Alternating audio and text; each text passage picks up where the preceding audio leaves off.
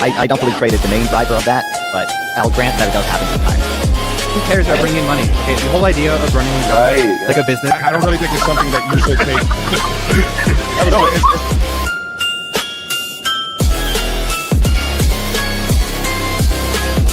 The argument against charging people rent? Yeah. Yeah, I mean, typically the philosophical argument against that's a legitimate criticism. I mean, you look at why USAID was even invented. I don't know. Like, I think a recurring theme or a recurring trend is that less and less government. I want personal responsibility. I want personal accountability.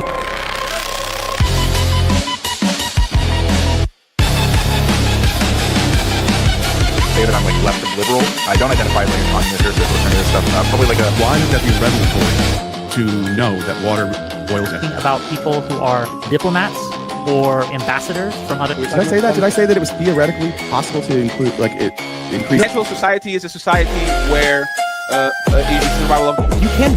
What you're describing, you can't do. It's, first of all, not what I'm talking about. Second of all, we can't.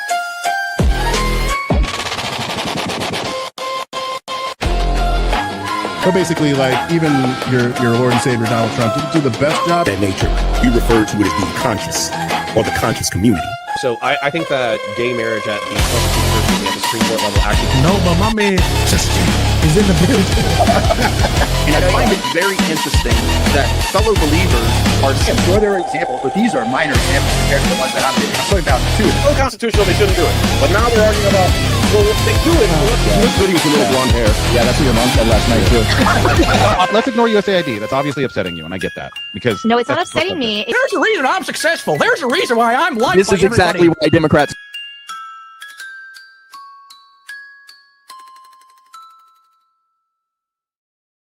And good evening and welcome back, ladies and gentlemen. I am Sarah, the Raging Tomato, here bringing to you another fun impromptu with Brian Shapiro. He cannot get enough of our Gauntlet. He loves it. He just can't. He can't get enough of it. So he said, let's do another one. Fuck it. Let's have some fun. And I said, okay, you got it. So ladies and gentlemen, I have officially dropped the open panel link back or into the live chat. I'm calling out Cool V1C because he likes to stream snipe us, but he doesn't seem to have the balls to actually jump on the panel and talk to Brian himself. So I'm going to call you out, mofo. If you're stream sniping again tonight, get your ass over here. We'll gladly allow you some time with Brian mano y mano since you love him so much. All right, Brian, tonight you've got two topics on the list, and welcome back, by the way. Thanks. Two topics on the list, and you've also got some, big alert.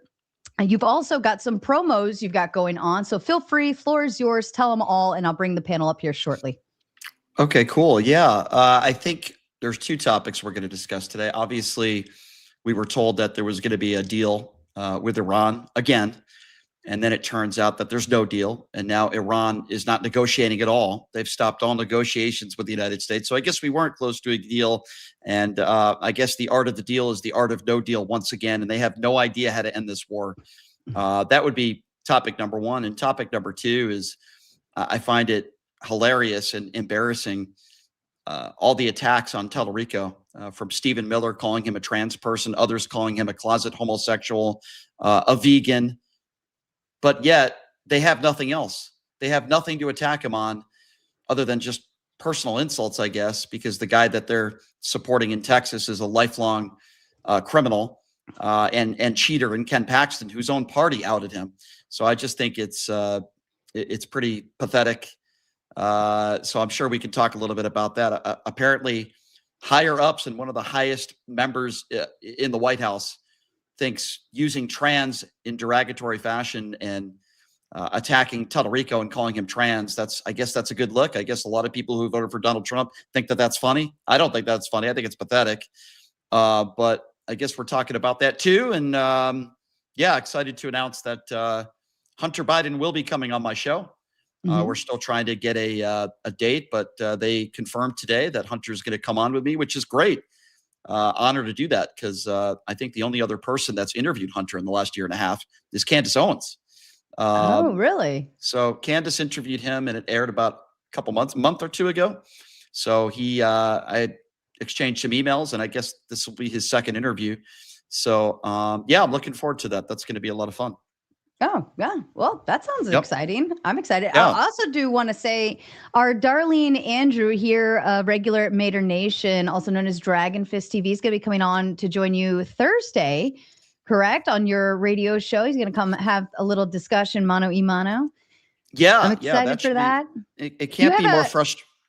Oh, sorry. I was just going to say, it can't be more frustrating than the debate I did today. There's a couple of people in the chat that are talking about a black MAGA supporter today I had on named Andre Williams, who has no problem using homophobic slurs and using the N-word. And he said January 6th was based. Probably one of the craziest interviews I've done in a while. I did an hour with him today. That was batshit crazy, off the walls. I don't know. I find some really crazy people to debate and to come on my show. I suppose it's entertaining radio, but this person that came on today was very special. That's for sure. It was a crazy show today.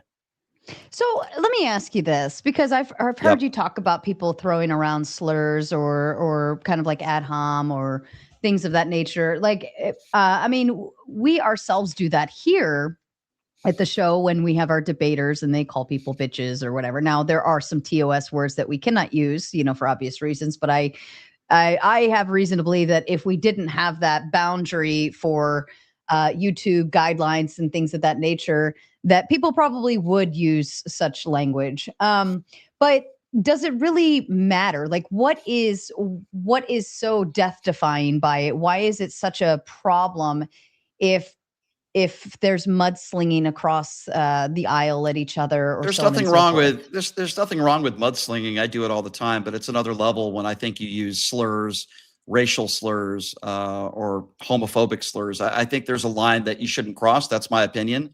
If you're calling a moron or a douchebag or a bitch, or I think there are different levels of insults, right? Or as I use the term, Trump mushroom gobbler, right? When you talk down to people because of their religion or because of the color of their skin or their sexuality, I think that's a line that I don't like to cross. I wouldn't want to cross, and I think it's inappropriate at any level. I think it's wrong. I think there are different levels of insults, and I think when you're using that kind of language, I think it speaks volumes to who you are. When you just use those type of slurs, I don't know. I wasn't raised like that. I wasn't raised like that to attack people because of their sexuality or the color of their skin. So I think I just think that's a line that you shouldn't cross. I mean, it depends what words we're talking about here, right? But that's my personal opinion. I certainly don't attack someone for their religion. I don't attack somebody for their race. I attack people for the things they say and their behaviors. Wouldn't somebody's sexuality be that's their behavior? Wouldn't somebody's religion, wouldn't that be part of a behavior? Religion would be your belief, which is, none of my business. Whatever you believe, you can believe in. Just don't force it on other people. I feel the same way about sexuality. Why do I care? As long as somebody's not breaking the law, why do I care what people do behind closed doors? I mean, I don't. I really don't. It doesn't affect me in a negative way at all.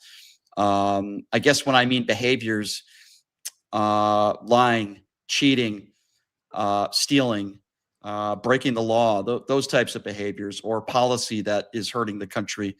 To me, I think that's more prevalent and that's more important than whether somebody's gay or straight. Well, but I mean, for being gay or straight, I mean, even the gay community, I mean, that's the only reason why we knew people were gay was because they told people that what they like, right? And they like they're publicizing that information. If you believe that what you do behind closed doors is none of my business and I'm not going to make a big stink out of it, then wouldn't you kind of want that same in return? Like, why are you telling me what you like to do behind closed doors and then expecting me not to say something about it? I mean, I don't. I don't really talk about my sex life with not publicly. you. I mean, in terms of like, particularly the LGBTQ community. I mean, that's a big portion of what they stand on is what they do behind closed doors. I mean, I would say the same thing applies to a straight person, straight or gay. I don't really care what you're doing sexually in your bedroom. That's not my business unless I'm dating you. That's not that's not my business. So I feel the same way, gay or straight. Mhm. I don't need to hear what you're doing, with your girlfriend or boyfriend. That's your personal business. So I don't think it matters whether you're gay or straight. I think the same applies. But let me ask you this. Can you tell whether a person is gay just by meeting them without them saying anything and them just walking towards you? Can you just Benny Johnson? That's it. Who's Benny Johnson? Why do I know this? That was a joke. I gotta look up Benny Johnson. Yeah, just Michael Knowles. I mean, sometimes I guess, but I don't really. But not particularly, right? So like, I mean, wouldn't know you're gay until you tell me, hey, I'm gay, right? And by telling me you're gay, that is you telling me I like to participate in sexual activities with the same sex, right? I guess so. I mean, not really conversations that I have with people because I don't really care. Well, how do you know somebody's gay? Well, either they admit it or they say it or. Right. So if you're going to advertise to me what you like to do behind closed doors, how can you expect me not to want to comment on that, right? And not to be able to utilize that moment to talk about it. If you're going to open that door and invite the public into your bedroom, then and this is just what I'm saying towards like the homophobic slurs or if so somebody on and so says forth. Right, but if somebody says they're gay, I don't think that's inviting somebody into your bedroom.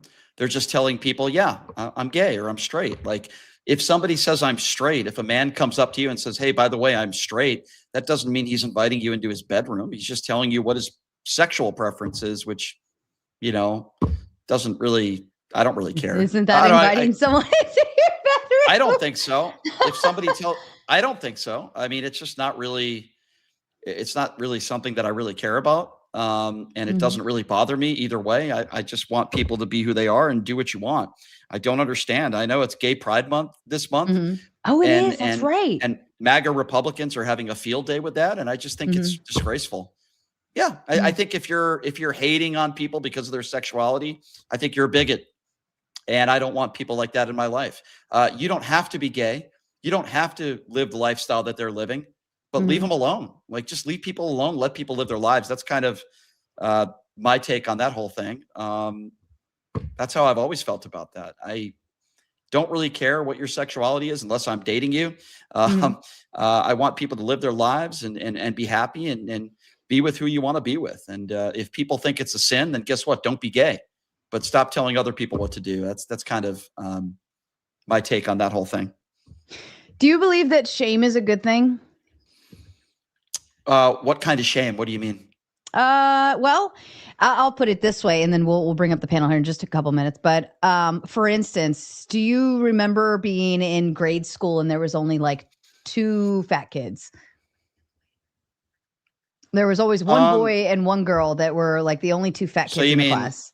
You mean, do I think mocking children for being overweight is good? No, of course not. No, of course I don't think I'm that's good. saying like as we were growing up, right?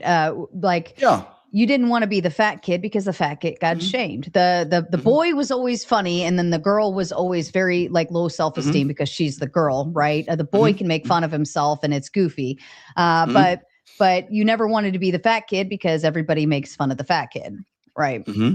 But shaming works the same way with adults too. Like you don't want to be the hoe, or you don't want to be the town idiot, or you don't want to be the this, because you will get publicly shamed, right? So shaming can bring good things in society, like shaming bad behavior or shaming behavior that is like immoral, right? Why is going to prison a bad thing, right? Because it's shamed.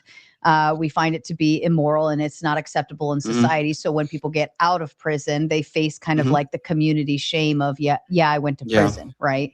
So in that aspect, like there can be, even if it's name calling to a degree, I'm not saying name calling is always the best thing, but it's still like shame can be good in order to bring society back to its moral foundations.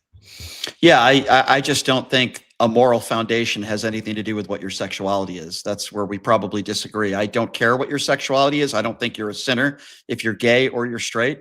I don't see any difference to that. I don't think we should be shaming anybody for their sexuality, just like I don't think we should be shaming anybody for their skin color or religion. For people that have such a problem with Gay Pride Month, I ask them, how does it affect you in a negative way? You know, and usually they can't give me an answer. I mean, I don't know. I think we have far more important things in society and issues to talk about than whether somebody's gay or whether somebody's straight. I think they deserve the same rights as somebody who's straight. I have no problem with Gay Pride Month. And that's, you know, I just think there are far more important things in society right now and far more important issues to talk about than, you know, worried about what someone's sexuality is. Okay. All right. Well, I think I've dug out enough for the panel to work with. Are you ready to meet your panel, sir? Sure. Here we go.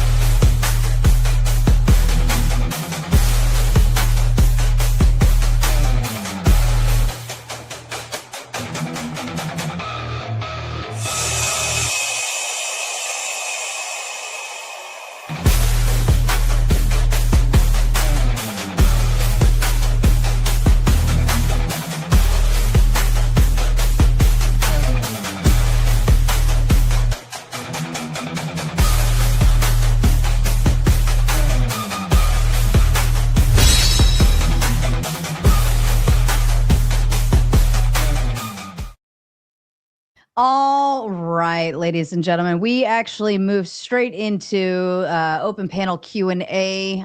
Since Brian's been here before and he does have a limited time, I wanted to make sure that we had time to get every panelist up here and move through everyone's questions. Backstage, I do have KO, Dave, and Duck waiting patiently, but we are going to allow those first early birds that got the worm to get their questions in first, and then we will move into boot mode. So KO Day and Duck backstage, hang tight. All right, Andrew, you look fancy. I like your hair pulled back like that. Thank you. Good, good, good. All right, Andrew, first question, first comment, whatever you got, go for it. You and Brian. Sure. Hey, how's it going, Brian? Hey, what's up? What's up, brother? So I want to start with the comment because I have 2 points on it.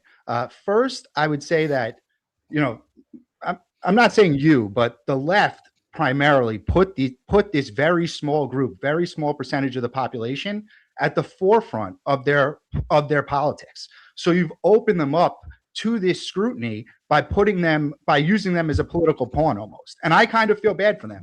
And I'm definitely not the homophobic one. I didn't even know it was Pride Month. I didn't even know, so I'm definitely not hating on it. I'm just saying that when you make them a political pawn, you can't then say that people can't comment on it. And what Trump is doing— I don't know what you mean. So I you don't know what actually you mean by political based on pawn. it. We know when you're signaling and I to also the wouldn't left. say, what do you mean by small percentage? Do you know what There are like percentage 1 or of 2% of the population trans people. Yeah, let's let Andrew finish his thought, and then we'll go back to response. So what I'm saying is you you gave a lot of power to this 1 or 2% of the population. They have a very loud voice. No, it's not. It's not 1 or 2%. What are you Trans community talking I'm about? talking about. Talking about the Oh, trans okay. Well, I had no idea what you were talking about. I thought and by the way, it's about 3%, but I thought we were talking about homosexuality. Were we talking about trans? I didn't know that. Well, that's what the comment was about, right? The trans comment. No, it's about the attacks on James Talarico, who's not trans. The prompt was about the right attacking Talarico, the Stephen Millers of the world, calling him trans, which is juvenile, despicable, and disgusting, and pathetic. And what a horrible message. That was the prompt, because it was. Does that make sense? It was involving. Yeah, sure. Talarico. I'm just explaining to you why Trump was saying, oh, that they have 6 genders and this is the trans. He's pointing out their politics by saying that. And you may not like the way that it sounds, but I would also ask, like, why is it a bad thing? Like, if you hurled an insult at me that I didn't think was a bad thing, like you don't think being gay is bad, right? You don't think being trans is bad. So like, I would just laugh if someone did that to me. If you hurled an insult at me that I didn't think was insulting, I wouldn't like fake being offended. Well, there you if go. you don't think it's a bad thing, why are you offended? Well, is my question. You just answered your own question. Everybody reacts to insults differently. For example, because of my religion, one of Myron Gaines' friends backstage at a debate called me a very horrible word, probably the worst word you can call somebody Jewish. Now, that probably wouldn't have insulted you, Andrew, because I would assume you're not Jewish, but it did insult me. Everybody is different. There are some people where if you use the N-word, it's not offensive to them. But I can tell you right now, there are a lot of African Americans out there, and rightfully so, that if a white person insulted them and then called them the N-word, they would be very upset, and they would have a right to be very upset. The point I'm trying to make is everybody reacts to different words and different insults differently. And I think we should be respectful of that. When it comes to Talarico, the reason why I brought that up in the prompt is because people aren't attacking Talarico for any sort of substance. They're attacking him and calling him trans, which is beyond stupid. How is that an attack? That's my question. Like, if you don't think that's a bad thing, how is that an attack? In your position, you're the one. So you think Stephen Miller was calling him trans, and you think it was a positive thing? Is that your take? Because that's the weirdest take I've ever heard in my life. If you hurl an insult at me, and the thing you're insulting me about isn't something I think is bad, then I'm not offended. So I'm asking, why are you offended? If you don't think being trans is bad, I'm not offended. Why are you offended? First of all, I'm not even offended by it. I'm repulsed by Stephen Miller, and he thinks that it's funny. And you think, and you seem to be defending the fact that one of the biggest faces in the Republican Party, and you don't see anything wrong with one of the biggest names and one of the most powerful people on the right attacking a candidate who's never been in trouble with the law before. Okay. He's lived a pretty good life. He seems like a pretty nice guy, even if you disagree with his politics. And you're okay with one of the biggest names in the White House right now using a juvenile insult and calling him a trans candidate. But how is that an insult? That's my point. Like, you guys politicized them. Your side did that. You guys politicized this movement. So how is that an insult? We're just describing what's going on. Okay, so let's talk to me right now, because I don't represent a party. How have I politicized this? Explain that to me. Because your side makes policies and not on a side. And I don't okay, make the policy. left, because you're talking about Trump. Right, so I'm talking about the left, well, the other side. Hold on. If I can maybe find some grounding here, if because it was a Democrat, right? Talarico is a Democrat, right? Sure. And that's who the insult went to, and then that's the party that is upset by this insult, correct? Right. So I think that's, in terms for Andrew, that's what he's referring to, is those who are upset about it are the ones who complain. I wouldn't say the party is up in arms upset over it. I would say it's embarrassing. I'm embarrassed that anybody would defend this. I'm embarrassed that one of the biggest names in the White House right now in the Trump administration would use those sort of terms that a 10-year-old would use, and that you're totally okay with it. You think it's just fine. Oh, I'm not offended. You guys politicize them, so then people can comment on it. You make policies and you garner. I'm talking about the left. We were talking about policy. That. What policy are you? There's all sorts of policies that affect people. Tell me. Women in trans women in men's sports. There's all sorts of policies that affect people that people care about. Bathroom situations. So I'm saying is, let me finish. When you make policies about it, people are allowed to comment.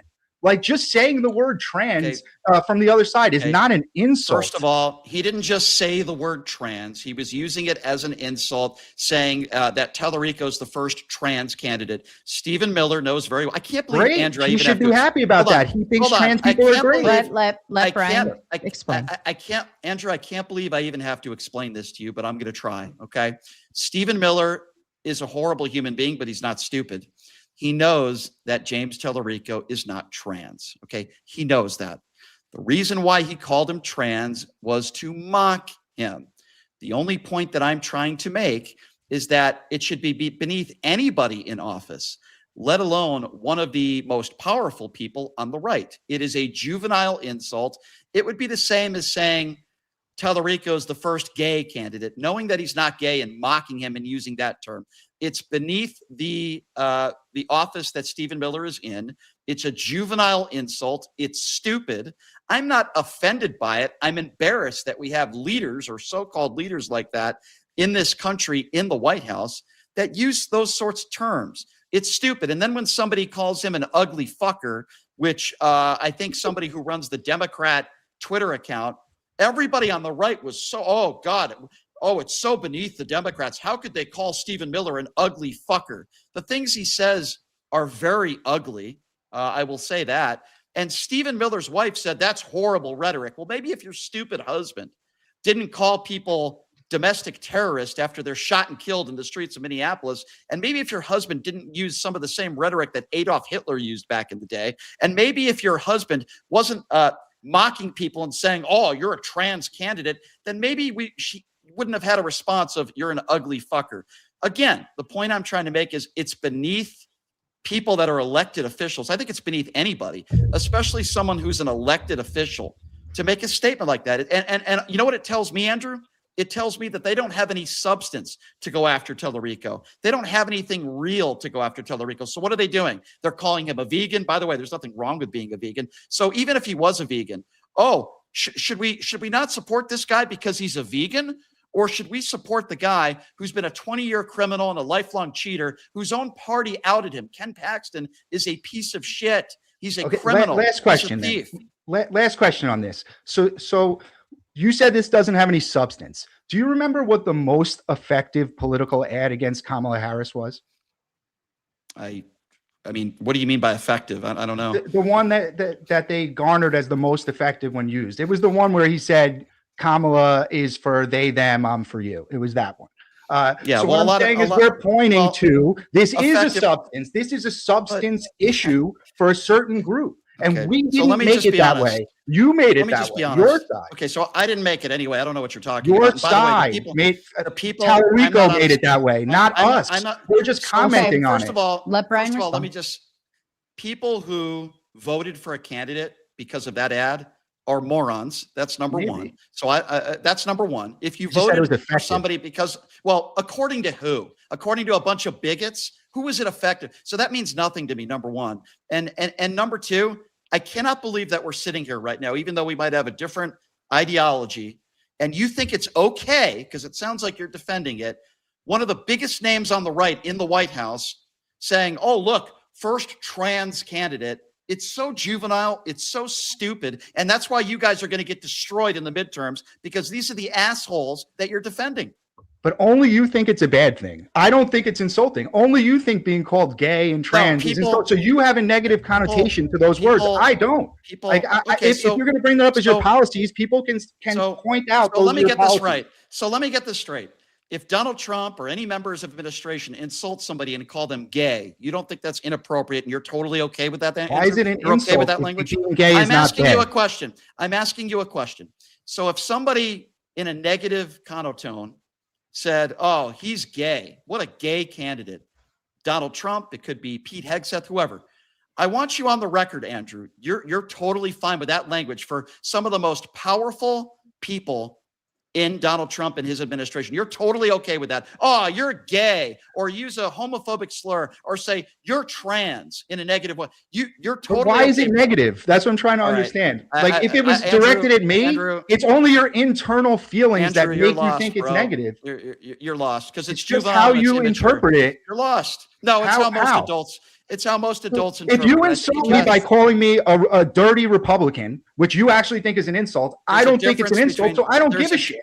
There's a difference between calling somebody a dirty Republican. Okay, I can't believe I have to explain this to you. Because one's about sexuality. When you attack somebody and you say you're gay or you're trans, what you're basically doing is putting a negative effect on that word to people that are gay and trans. As I said again, Stephen Miller knows that James Talarico is not trans.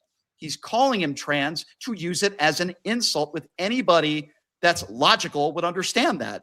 That's why it is inappropriate and immature. And I would expect maybe a bunch of 9-year-olds to be talking like that, not somebody who is in Donald Trump's cabinet. It's immature and it's wrong. If you want to go after Talarico, then talk about policy.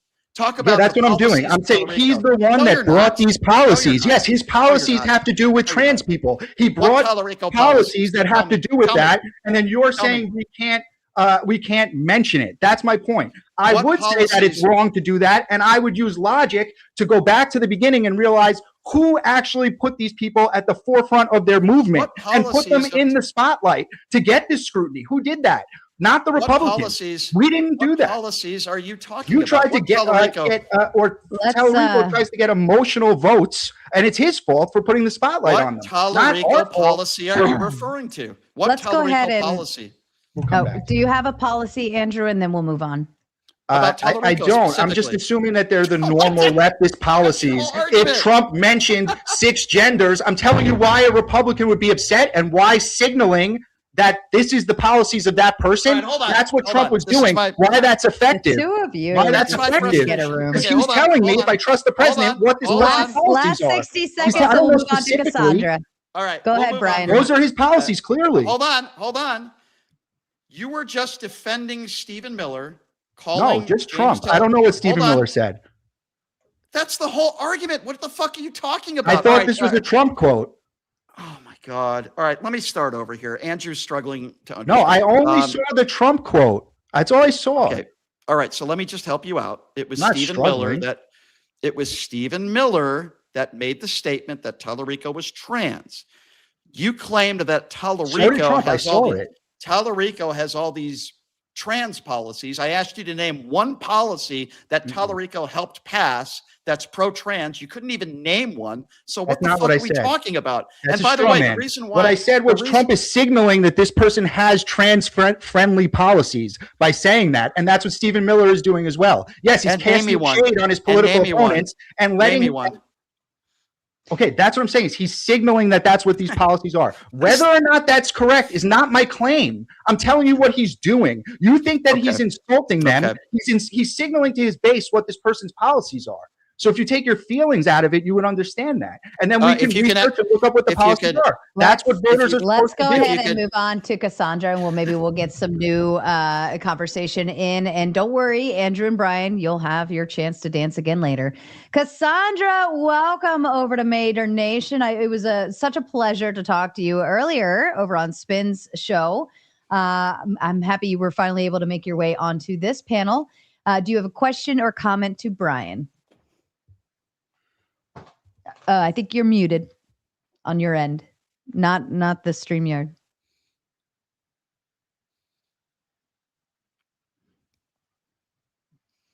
Do you have a button on your mic? No. That's all right. You may have to go into the settings. He had to do it on mine, sir. Yeah, try to toggle your. Oh, there you are. Yay. Am I here? Yes. Good evening. Good evening, Sarah. Thank you for having me. And good evening, Brian. Hi. So, hi, Brian. Are you sure you don't have internalized transphobia? I don't know what you're talking about. Well, from what I've gleaned so far, you appear, in my perception, to see when somebody uses the word trans against someone, you seem to have the ability to adopt the inner workings of that individual's intent. So what do you think Stephen Miller's intent was?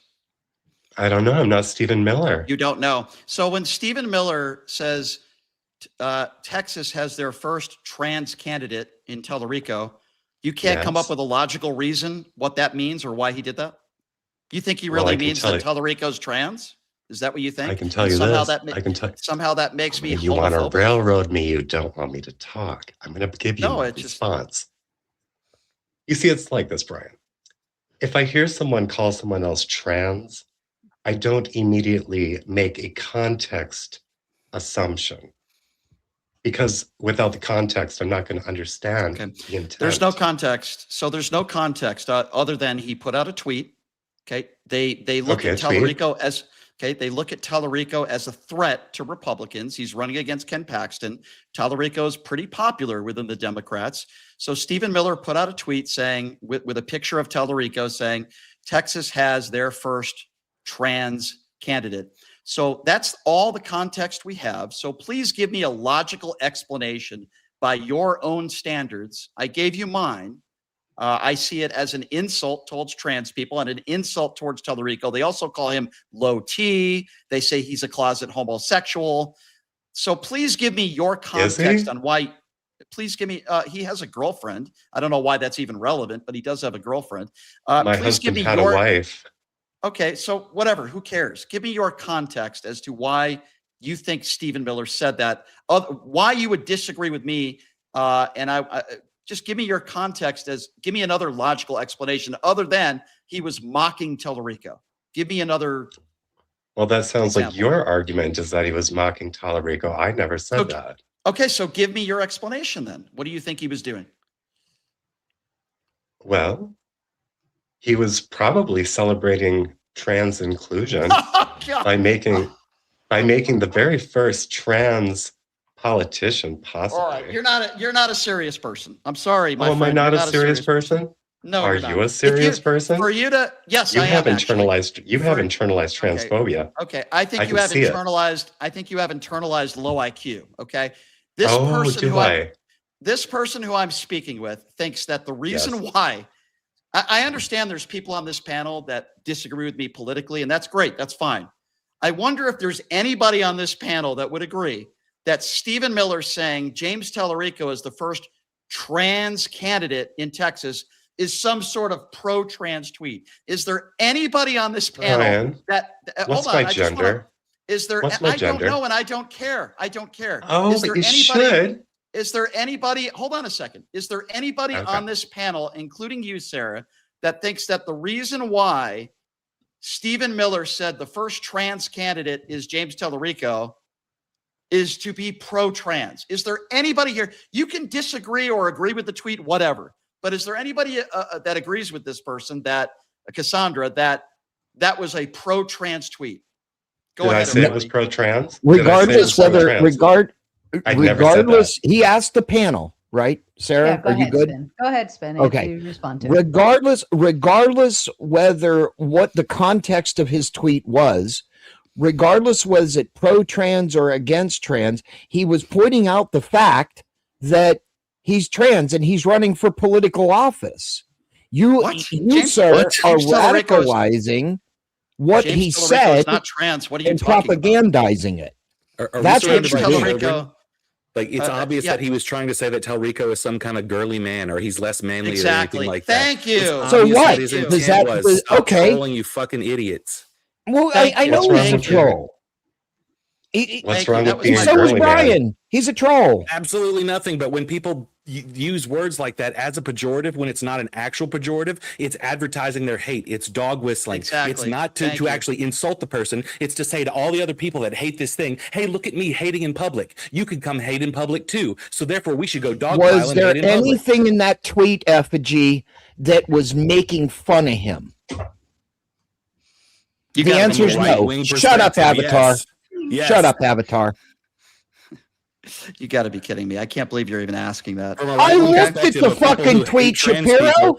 There was nothing in there that was transphobic or anything. All he said no, he's telling what their policies are. So what? Shut up, so bro. Angry American. Can I ask? Is James he Talarico trans?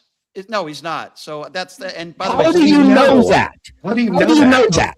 All right, you're not a serious person.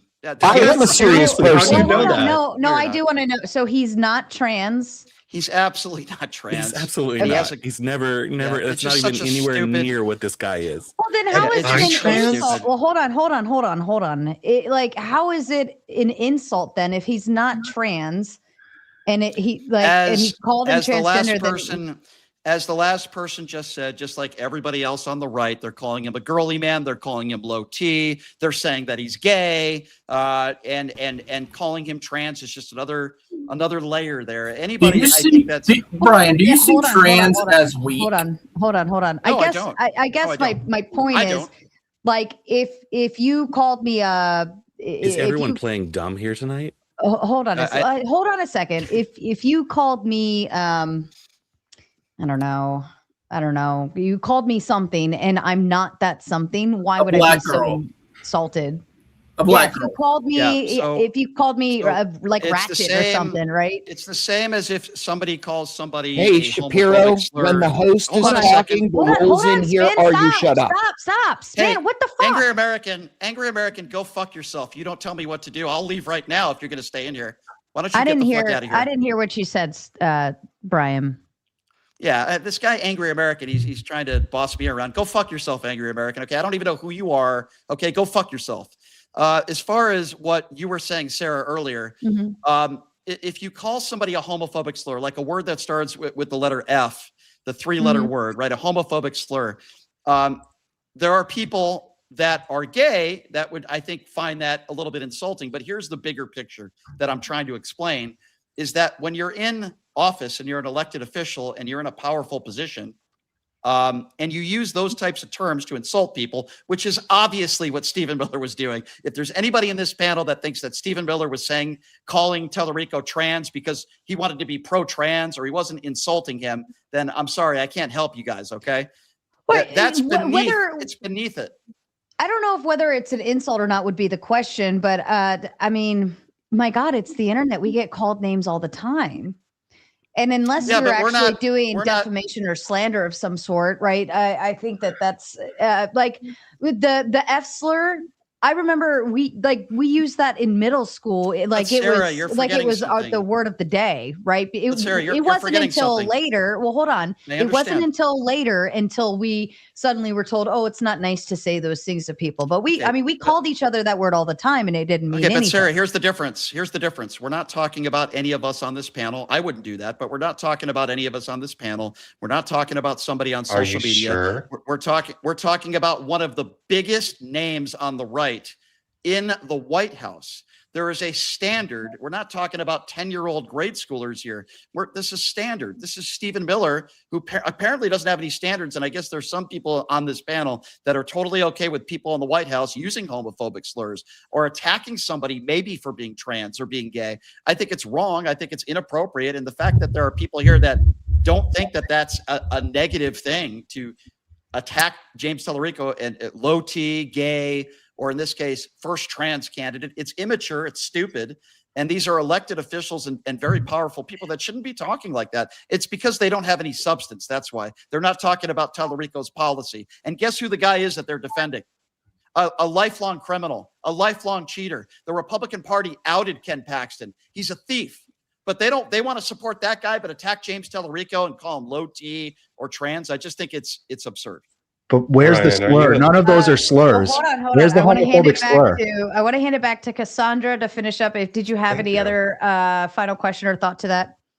Brian, are you a straight white male? Why is that relevant to this conversation? Because you're acting like a straight white male. You're acting like a straight white male who doesn't have an insight. Well, I think you're acting like an idiot. Okay, so am I acting like an idiot? Are you calling a trans person an idiot? Are you calling a trans person low IQ? Oh, now you don't care, but you cared a lot before, didn't you? Yes, you can talk too. Yes, go. When in this conversation, when did I care whether you were trans or not? When did I? Oh, gee, it's been your whole premise of your conversation so far is worrying about what trans people think. Oh, but it has. Oh, I am listening. You're not listening. Okay, so listen to this, okay? Yes. If I call you an idiot or I think you're very low IQ, it has nothing to do with your sexuality and it has nothing to do whether you're trans or not. I could care less. No, it has everything to do with your. It has everything to do with your flawed perception. Okay, you're not a serious. You just said that you think Stephen Miller claimed that James Talarico is trans as some sort of pro-trans messaging. So you are not a serious person. Is that literally what I said? Is that literally what I said? Everybody on you the panel know that we could replay this, and that's not literally what I said. Okay. Is there anybody else that wants to comment on this? Because Where's the homophobic slur? You said there was slurs. Yes, where's that? There are people. I didn't say Stephen Miller used a homophobic slur, but I did say that there are people on. Yeah, I didn't say that Stephen Miller used a homophobic slur. What I did say is that Stephen Miller called him trans as some sort of insult, which I think is beneath that. And I can't believe that. And that's your internalized transphobia. Okay, that's what it is. I'm very intelligent. Just accept it. You're transphobic. It's okay. All right. It's okay. It's okay. Go ahead. Let's move on to Spin. Spin, what is your question or comment? Why, Brian, why do you keep letting cultural propaganda or words control how you feel? It's probably the dumbest question that's somebody's asked me, at least today. I'm not. Here's what I am doing, and you're not listening.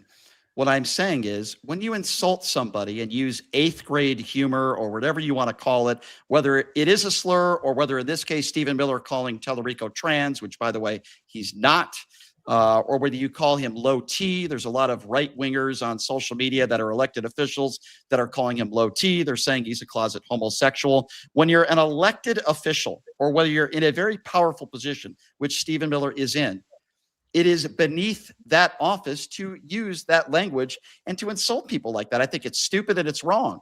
And if they actually had anything of substance to attack James Talarico on, like policy-wise, but they don't. That's what they're going on. And I would say the same on the left or the right. If you're an elected official or you're in a very powerful position and you're attacking people based on thinking that they're girly men or that they're low T or that they're trans, it's stupid.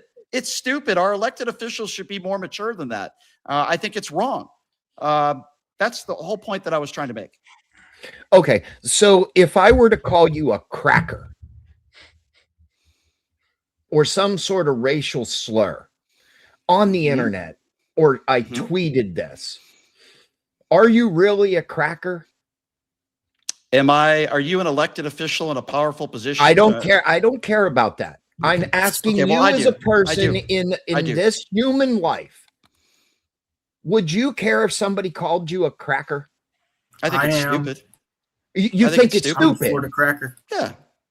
But we're not talking about, but this is important. This all correlates to somebody calling somebody a trans.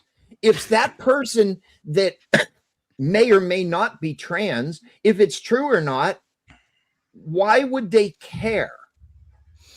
Let me ask you a question. It's just like me going to call you probably more than once tonight a retard. Do you care if I call you a retard? I don't even want to even converse with you if you're going to talk. You don't want to converse with me, but you asked for a panel. No. You all you do is insult. No. All you've done up here tonight is insult. Yeah, I've called people idiots, sure. Yeah, of course. So do you think you calling me an idiot is going to bother me? So, angry American, let me explain again my position. I don't know who you are. I would assume you're not an elected official. But you will. You're not. Okay. How about just let me finish my sentence? Can we start there? I'm not just an elected. Doing what you do. Okay. Are you going to shut up now? Let me know when I can talk. Go ahead.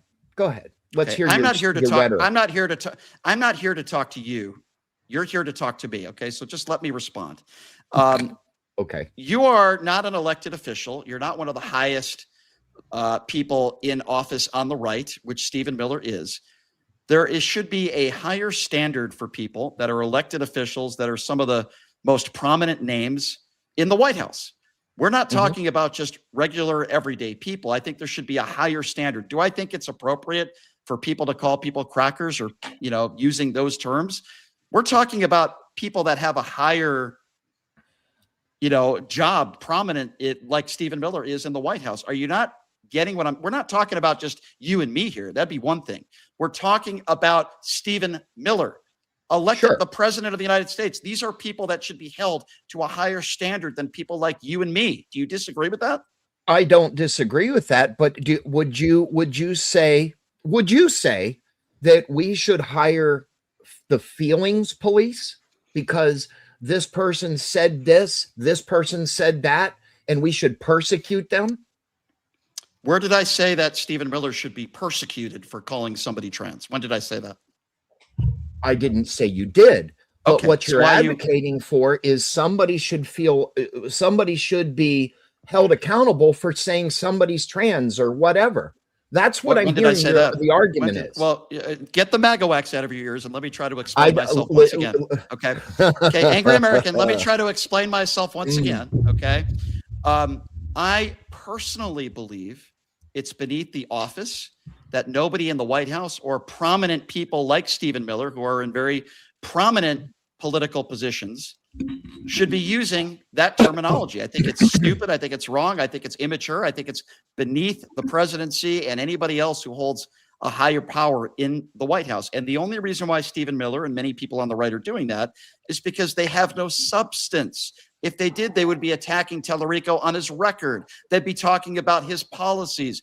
They're not doing that. And the guy that they are defending is Ken Paxton, a lifelong criminal, a scumbag, a cheater, and a guy whose own party outed him. But they have nothing to go on when it comes to Ken Paxton. So they call him trans or gay, or they say he's low T. It's pathetic. I'm not saying that anybody should be prosecuted for it. I'm not saying anybody should be held accountable for it, because nobody is held accountable in the Trump administration. We know that now. All I'm simply saying is I think it's childish, I think it's stupid, and I think it's wrong. I'm not saying it's against the law. I've never said that. Okay. So my last question, Sarah, and then I'll yield. Do you think that Stephen Miller does not have a First Amendment right to say whatever he wants to anybody he wants? Again, are you trying to say that he doesn't have a First Amendment right? As I just said, again, I already answered that. Just because it's an idiocracy doesn't mean he doesn't have the right to say whatever he wants. What have I said in this conversation? I literally just said 60 seconds ago that I'm not saying he should be prosecuted for it. And I never said he doesn't have the right to say it. I never said that. I don't know where you're getting that from. So you are basing your opinion off your personal opinion and alluding that you know what he was saying and why he said it. That's so what you tell doing. me that. I yield the floor. I'm done arguing right now. I would love a logical explanation as to why you think Stephen Miller said that, other than to mock this man. I would love another explanation. The only other explanation I heard was, oh, well, he was being pro-trans, which obviously no reasonable person would believe. Who said that? Okay, there's one person on this panel, and I don't need to converse with this clarifying person, if that was me. But you will though. But there's no reasonable human being that thinks Stephen Miller is pro-trans, or Stephen Miller called Talarico trans because it's a pro-trans message. Obviously, there's no reasonable person that would believe that. The reason why Talarico said it was because it was a cheap shot insult, or an attempt at a cheap shot insult at Talarico. That's why he did it. And all I'm simply saying again is I think it's wrong. I think it's stupid. I think it's beneath anybody who holds office to talk like that. I think it's wrong. Okay, so Sarah, I take that back. So your interview with Pam Hemphill, do you know how stupid that was? And I yield the floor. We'll put a pin in that one. That's a wonderful comment there. We're going to talk about that. Calling something stupid. I have stuff that you don't know about Pamela Hemphill. But anyway, Sarah, I don't really care. Don't really care what stuff he claims he has on Pam Hemphill. The only reason why I had her on was to bring her up sob story, because she's not irrelevant. She's irrelevant now. Okay. Well, I would say she's probably a little bit more relevant than you. I'm sorry, not going to be inviting you on any shows anytime soon. So Pam's done CNN. She's done Fox News. Pam has done all the national network shows. I would say she also got a letter from our former Vice President, Mike Pence. Let me know, angry American, when you get a letter from the Vice President. I think she's a little bit more relevant than you are. Okay. Next. All right, Alex. So welcome back, my love. We missed you so much. I hope all has been well in your nice little hiatus from YouTube. All right, question or comment to Brian? It's primarily a comment. Hey, Brian, I've called into your show a couple times, actually. I don't know if you recognize What's up, man? Yep. What's up, man? So basically, it's more of like a comment, essentially. Now, sure. Just to kind of explain to the rest of the panel a little bit more clear context, because we need to understand something. When people like Jasmine Crockett speak out, what's the one thing that the right tends to do? They call her ghetto because she's loud and obnoxious. That's kind of the point of the whole matter. They're trying to emasculate James Talarico. And it's not because Brian and I think that trans people are bad. It's because the right thinks that trans people are bad. And for the record, we're not the ones talking about trans people. We're not the ones focused on them coming into women's locker rooms. It's the Republicans focusing upon that, while they say nothing about their president, who did the exact same fucking thing. They don't give a shit about that because they have no context, essentially. When it comes down to it, when we talk about substance and policies and things like that, what is it they talk about? They talk about three primary categories. They talk about the trans community, they talk about the migrant community. Now they're talking about the Muslim community again. They're picking on candidates like Abdul El Sayed out of Michigan. They're not attacking his policies, they're attacking his religion, they're attacking his skin color, and he knows these things. Same thing with Zoran Mamdani. It's because the Republican right has no substance. They don't give a shit about policy. They are all about the bully schoolyard tactics, and we could do so much better. Because Ronald Reagan, when he made like jabs, it was funny and it was like slight jabs and stuff like that. That was more entertaining than the bullshit we're seeing right now. That's our point right there. And I know a lot of people are still going to do like whataboutisms or say something like, oh, well, you know, you guys just have soft skin. We don't have soft skin. Every single time we talk about policies like, hey, healthcare is a human right, or there's rural hospitals closing down all across the countries, you're going to start asking me questions. And Sarah, you remember when I did my throw on Thursday? I talked about trans issues once. What did everybody want to talk about when they came on the panel? They wanted to talk about trans issues. I talked about environmental racism. I talked about healthcare. I talked about rural issues. I talked about all different kinds of issues, but they wanted to talk about trans issues. I think it's because they're secretly chasers or guys that are a little hiding in the closet and they're just waiting to bust right out. I don't know. None of my business. Hey, I listen, I don't judge kind of deal. But the fact of the matter is, Brian, you and I, we understand what's going on here. But they don't understand. Either they don't understand or they don't want to understand, or they're just trying to, get a rise out of you. So what do you think, Brian? Yeah. Well, I agree with what you just said, Alex, wholeheartedly. The problem I have with the far right today is they only see themselves through their own lens and not other people. And that's what I try to tell other people is that, I don't know what it's like to be trans. I don't know what it's like to be gay, but I listen to other people. I try to listen to other people and I try to figure out how they have been victims, how they have been talked down to because of their sexuality or because they might be trans. And I try to listen to people.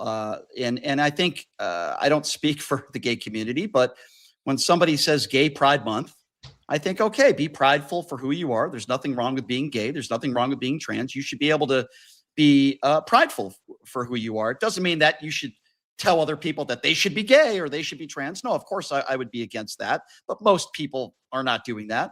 Be prideful for who you are, be happy for who you are, and you shouldn't be talked down to because of your sexuality or because you're trans. And I think, Alex, we both agree, we all understand what Stephen Miller was doing, even people on the right. Come on. Stephen Miller knows that James Talarico is a straight white male with a girlfriend, but he was using that trans comment as an insult. And it'd be one thing, and I still wouldn't agree with it, but it'd be one thing if somebody on this panel talked like that. Okay, fine. I don't agree with it. But it's another thing when somebody that high up in the White House is using that sort of attack, which is the way most people see it. It's stupid. It's stupid. I think it's immature. It's wrong. And they don't have anything of substance to go after James Talarico on. So they call him low T. They call him trans. They say he's in the closet gay. He's a girly man. He's a vegan. It's all just stupid nonsense because they can't go after his policies. And the fact that he's a nice guy, he's a normal guy, he's a nice guy, he's a smart guy. And they're going to be in the corner of Ken Paxton. Are you fucking kidding me? Does anybody in this panel know the history of Ken Paxton? What he's done, the criminality? Of course they don't. They don't care. Yeah. The guy who's cheated on his wife, God knows how many times, and she just recently divorced him because of that. A guy who preaches the Bible, a guy who has literally stolen money. He's a thief. Oh, yeah, by the way, the guy who got out, a guy who went in jail for 30 days, who openly admitted to sexually abusing a child. And what did Ken Paxton do? Got him out of jail, his get out of jail free card. James Talarico hasn't done any of that stuff, but Ken Paxton has. So if you really want to talk about substance, let's talk about substance. The policies of Ken Paxton, the life of Ken Paxton, between the policies and the life of James Talarico. I'll happily do that with anybody. Sounds good. All right. I'm good, Sarah. Thank you so much for being so gracious. Thanks, Alex. Thanks for calling into the show. I appreciate it. Thank you, Alex. I love you so much. For the win. Welcome back, my friend. Go for it. Thank you, Sarah. Thanks, Brian, for coming back here for round two, right? I wanted to first ask you a question from round one. Sure. All right. Sure. You said that you were going to address the ear comment on the radio the next day. How did that end up turning out for you? What ended up was said? I'm sorry. Help me under. I don't remember. So you're going to have to refresh my memory. It was the ear effing comment, and it was just quite the joke the rest of the night from round one and everything. And then you were saying that you were going to bring it back up on your radio show and everything. I was just curious as to what your listeners thought about it, if you mentioned it at all. I'm sorry. I apologize. Maybe I'm getting like Joe Biden. I have Alzheimer's. I don't know. I don't remember what you're talking about. I'm sorry. Fair enough. I really don't. Okay. Fair enough. I'm sorry. I'm being honest. I really don't. No, okay. That's fine.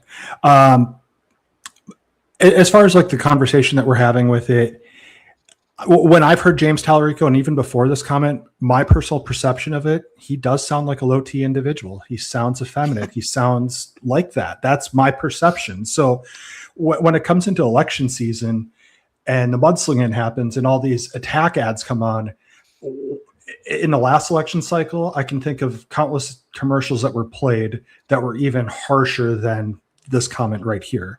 And I do agree that what you're saying here, that when you're in a position of power, that office means something. And that's where you're coming from. That's where your problem really is with this.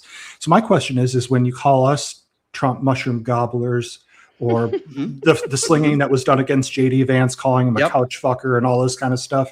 Isn't that a two-way street? Or is it just like a free-for-all SNL episode that we can just be able to rip the administration, whoever's in office, Republican or Democrat? Sure, I'll answer that. So first of all, different standards a little bit, maybe for different people. I'm a podcaster. I'm not an elected official. I'm not in public office. I heard if you that. Don't like what Okay, so if you don't like what I have to say, then my recommendation is don't watch my YouTube page, don't listen to my show, and turn the page. We're talking about the president of the United States. And let me tell you something else, my friend. You know who I think is low T? The guy who wakes up in the morning, I would imagine somebody who you voted for, the guy who puts on 8 layers of orange makeup, wearing a girdle, looking like the clown that he is every day, with his 4 hair transplants, his fake teeth, and his fake tan.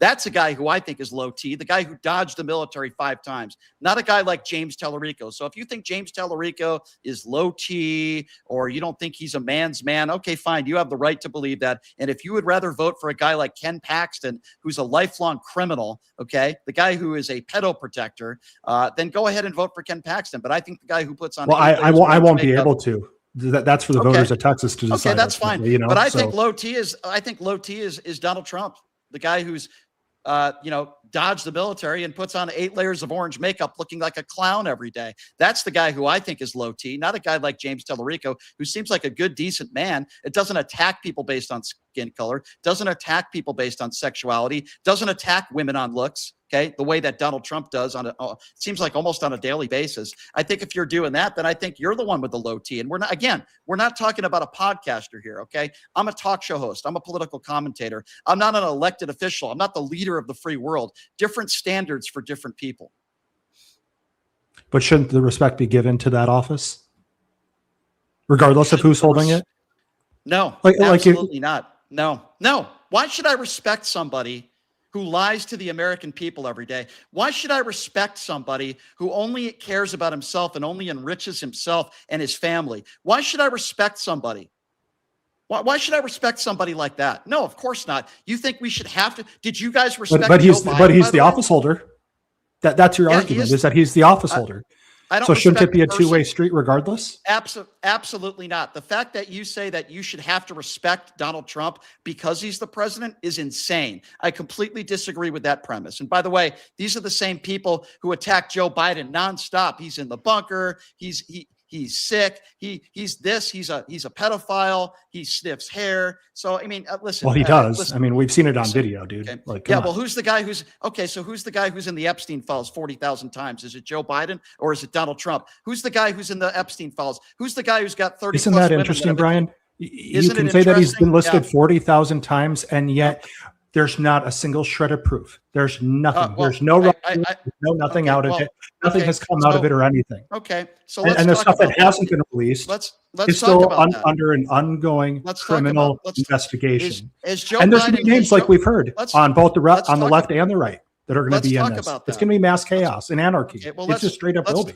I don't care about chaos and anarchy. I want people held to account if they molested children. Has Joe Biden ever been found liable for sexually abusing somebody?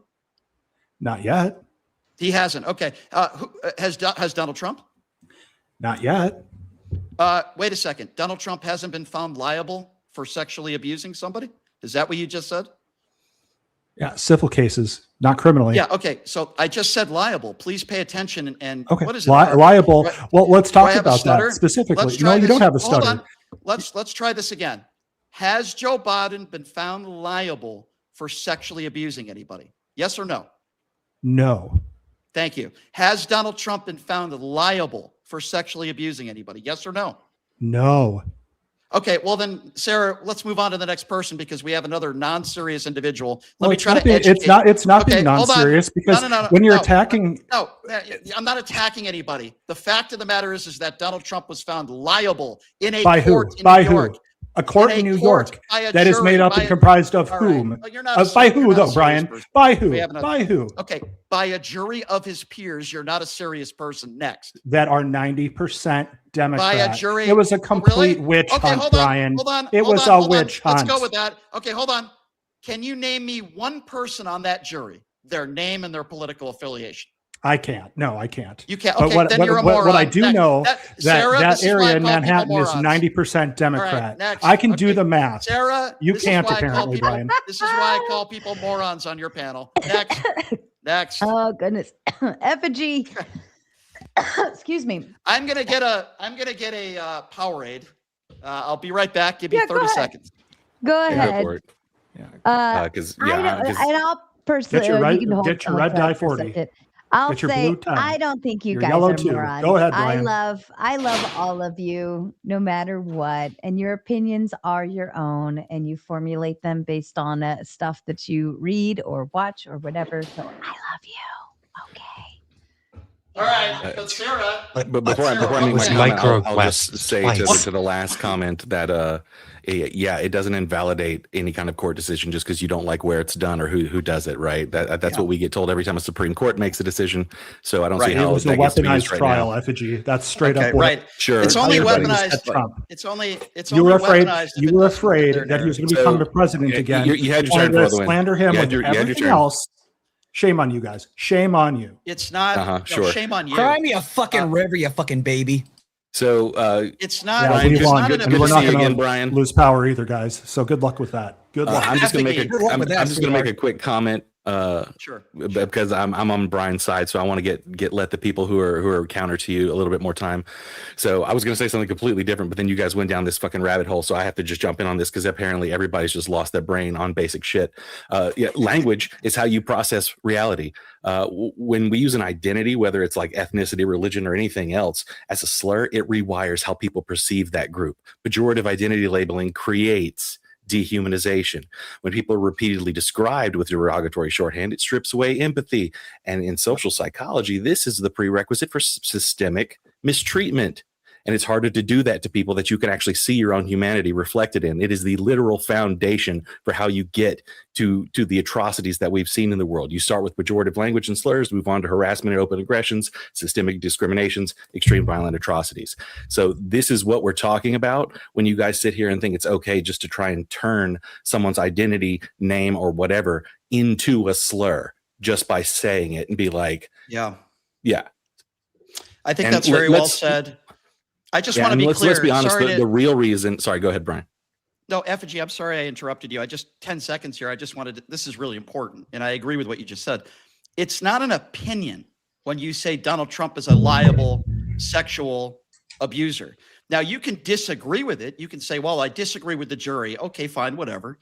But I'm not giving an opinion. Donald Trump is a liable sexual abuser. You could say, well, it was a kangaroo court. Fine, say whatever the fuck you want to say. I don't care. But the bottom line is that Donald Trump is a liable sexual abuser, and a jury of his peers found him liable for abusing E. Jean Carroll. That's not an opinion. That's a fact. It's an opinion if you say, I don't agree with the jury. It's not an opinion when you say Donald Trump's a liable sexual abuser. It's very important. Can I ask you? All right. Well, also, let's just be honest. The real reason that they're attacking Talarico is that Talarico represents a stripe of left-wing Christianity that they cannot stand. A type of left-wing, here to heal, caring Christianity that is the antithesis to this right-wing Jesus carrying machine guns and dropping bombs on children fucking Christianity that is the heart of Christian nationalism. That's why they're going after Talarico so hard, not all this other shit. How do you know what other people are thinking? How do you know that? Andrew, We're still in round robin. No, stop it. 'Cause I'm You know psychic, better. What about us though? How do you know Hold that? on. We're coming back. We're coming back. All right, let's move on. We're going to do Clay and then Really, Connor. really quick before you move on, Yeah, because yeah. I didn't get to it before. On the Iran thing, all market manipulation. Every single time that he has said that the deal is in, it's all market manipulation. People putting bets in, putting bets on Polymarket, putting bets on the stock market every single fucking time, which is, I think, in the 40s at this point, the number of times he said we're about to have a deal, every single bit of it market manipulation. Thank you. Thank you, Effigy. And then we're going to do Clay, and then we'll get counterpoints, and then we will move into full open floor. So hang tight, everyone. I know it's hard to get through round robin sometimes. Clay, sir, your thoughts, please. Hi. Thank you, Sarah, for putting this on. Hi, Brian. Welcome What's up, back. man? Thank you What's for coming up? back. Appreciate it. Sure. I love the torture. I love it. I'm just kidding. I'm just kidding. I bet. Hey, it's a lot of fun over here, man. I tell you, Sarah's got the best show. She really does, man. I was gonna actually ask Effigy how it works whenever the same thing turns around on Christian, but he literally answered that for me before I even got to my point where I was going to talk. He literally did exactly what I was going to ask him about Christians and it getting turned around on Christians. But look, Brian, obviously, we're not going to agree on everything. I sit center and I lean right. I'm not like these other guys. I don't give a damn about all this the sexuality bullshit as long as you keep it away from the little ones. None of that shit makes any sense to me. I don't see what the big fuss is. Like, even like going into a big, fit over what somebody called you on the playground, 5 years ago, 20 years ago, 2 days ago. I don't see the big point of it. I did see, though, today's show with you and Andre, and I want to give you a big kudos on that. That was classy, bro. I've seen Andre, and sometimes he's on, sometimes he's not. And today he was not. I did like how you pointed out how he was saying that he did not respect the Constitution. He actually said it. He said he did not respect the Constitution. He said it right out of his own mouth. He just said it's a piece of paper. He said it was just a piece of paper, right? I couldn't believe it. Can I ask you? Clay, can I ask you something? Yeah. Do you think Andre is serious with the things he says? Not after you think today. You think he just, because I don't think he's serious. I think he says things just to get a reaction. I was going to ask you that as he a was listener. trolling you. He was trolling you. Yeah. I was trying to call in too, but you had a busy line, man. That was bloop, bloop, busy. Yeah. I do have some good news though. Thank you. We are going to get Hunter Biden on the show. They've confirmed. So that's going to be that's going to be an interesting interview. Who do I have tomorrow?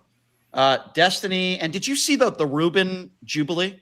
Did you guys see that? It just came out in the last day. Man, I'm so focused on local politics right now. In fact, I was going to ask you today, but since you're here, about that. Like, obviously, you do focus a lot on the federal politics.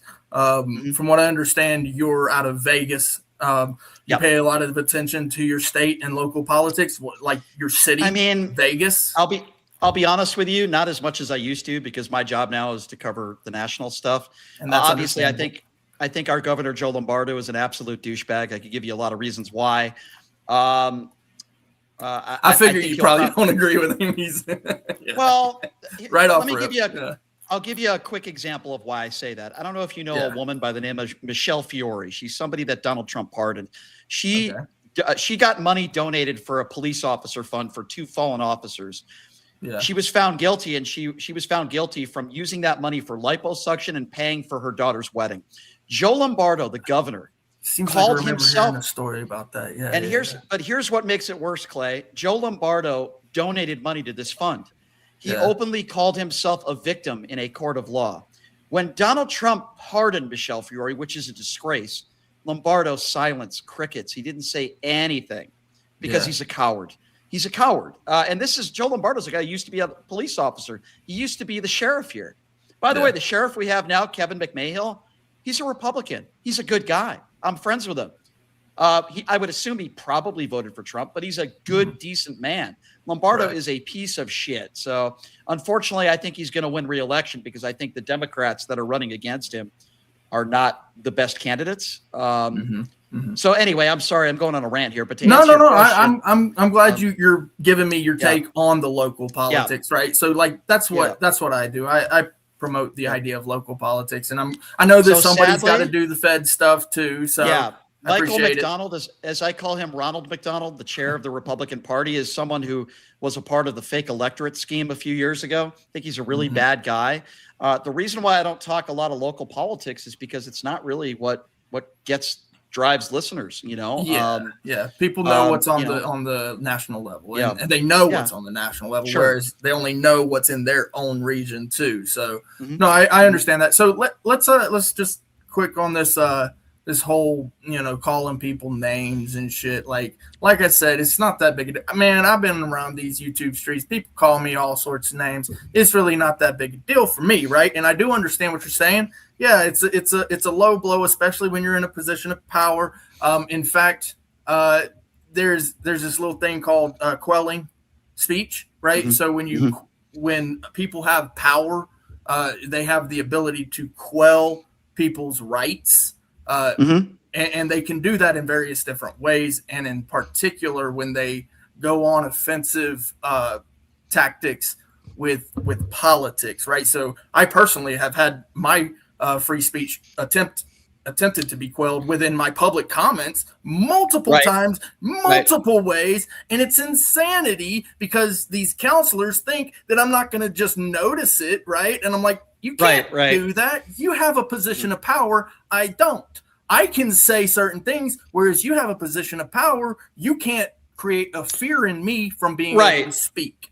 And that's where it does get messy. Yeah. I understand what you're saying, but the point I'm making, and I think you understand, is that when you're in that powerful position and you're an elected official, you're a Stephen Miller or a Donald Trump, there needs to be a higher standard. I'm sorry, you're supposed to be showing some leadership. When you call somebody trans or gay or low T, it's just so stupid. I guess these are the times that we're living in right now. It's one thing if you're a podcaster or you're somebody on this panel. Okay, that's one thing. Okay. But like when you're an elected official, I'm sorry, I just think that there's a higher standard. And I think Stephen Miller and Donald Trump and many people on the far right that are in Trump's administration are not abiding by what my opinion is would be those standards. And I think it's wrong. But you know what? It's going to bite them in the ass anyway. Yeah, because if that's all you're going to do is attack Talarico and call him low T or gay or trans, guess what? Talarico's winning in the polls right now. And if he defeats Ken Paxton, which I hope he does, I think he's an extremely intelligent young man. I was on a conservative talk show 5 or 6 years ago. I interviewed Talarico. Nobody knew who he was. I was done with that interview. And I said, wow, too, Brian, that kid could be president one day. I really believe that. Americans are very smart and very compassionate, right? So I think that in this particular case, it's probably going to backfire more than Miller was hoping, right? But here's another thing, and I'm agreeing with the odd. Okay, I want you to know that, but I also want to bring up the point that the man himself, Mr. Talarico, is not putting out any kind of statement about that he didn't like it or that he's offended or anything. No, he's staying away. He's staying away from it. Yeah. And I get the idea of white knighting. I do it. I get it. But I just want to bring that point out because it's a caution. And I get what you're doing. I understand it 100%. I'm all about it. I do it 100%. But at the same time, it's a caution. But at the same time, I do understand both sides. That's why I lean right, but I'm center, right? But Clay, you would agree with me that Stephen Miller did this as an insult, as to mock absolutely, 100%. Yeah, he intended it as an insult. It's just like if I called you. Why is that so hard for people? A pasty fool, right? Exactly. Why is that so hard for people on this panel to admit? Like, I don't think you have to be an I don't think anybody's denying that part. I think the idea is that it's a virtue signal to make a stink over, like, oh, he called him this. That part, But then in the same breath, Brian, you'll still call the Trump mushroom gobbler people, right? Right. And if I was an elected official or I was the president or somebody, would be held to a higher standard. I would be held to a higher standard, and I can tell you right now, I wouldn't talk like that. But guess what? Don't they represent I'm just representing myself.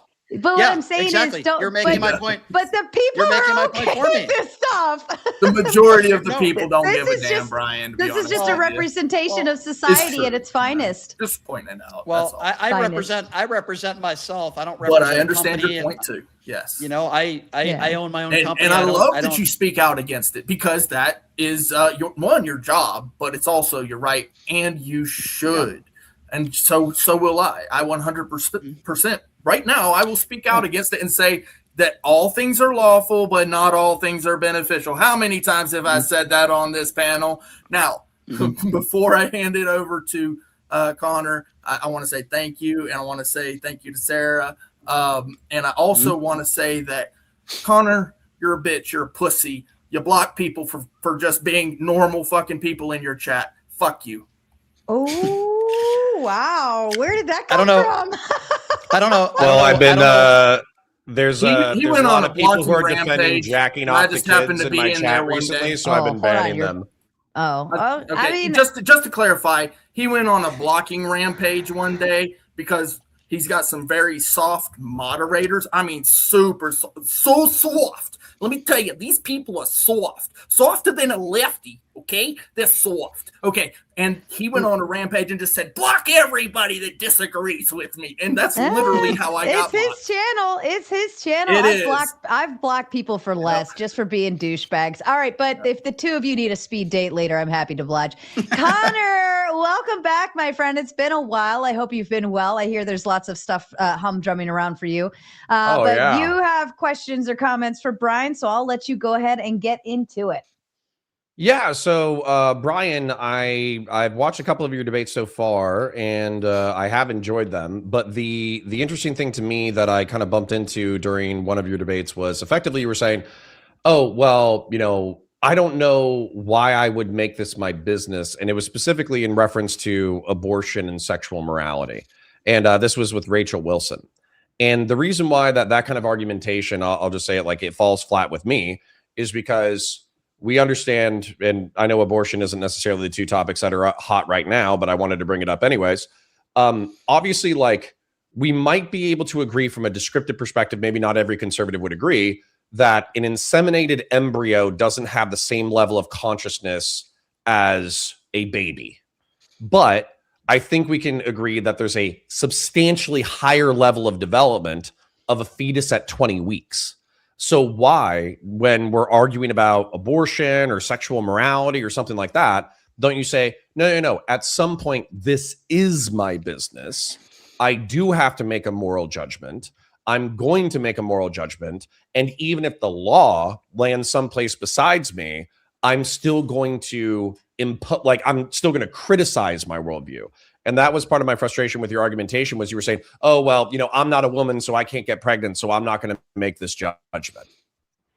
Well, first of all, I don't think geography should have any play over a woman's body. In this country, in almost half the states in this country, abortion is illegal. I think that's ridiculous. That's number one.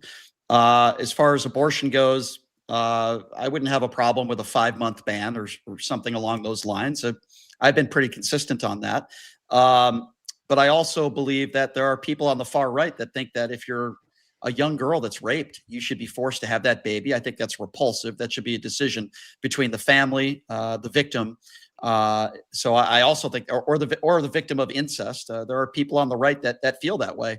The reason why I say, yes, I'm a man and I don't know what it's like to be pregnant is because I feel like a lot of the policymakers and a lot of the people that were responsible for overturning Roe versus Wade are men, and they don't know what it's like to be pregnant. It is a personal decision that a woman should be making, I would assume, with her family, with people that love her, with doctors and that sort of thing. But I'll even take it a step further.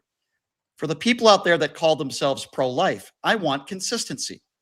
If you call yourself pro-life, then we should also care about that baby after the baby is born. For example, just about everybody on the right votes against maternity leave.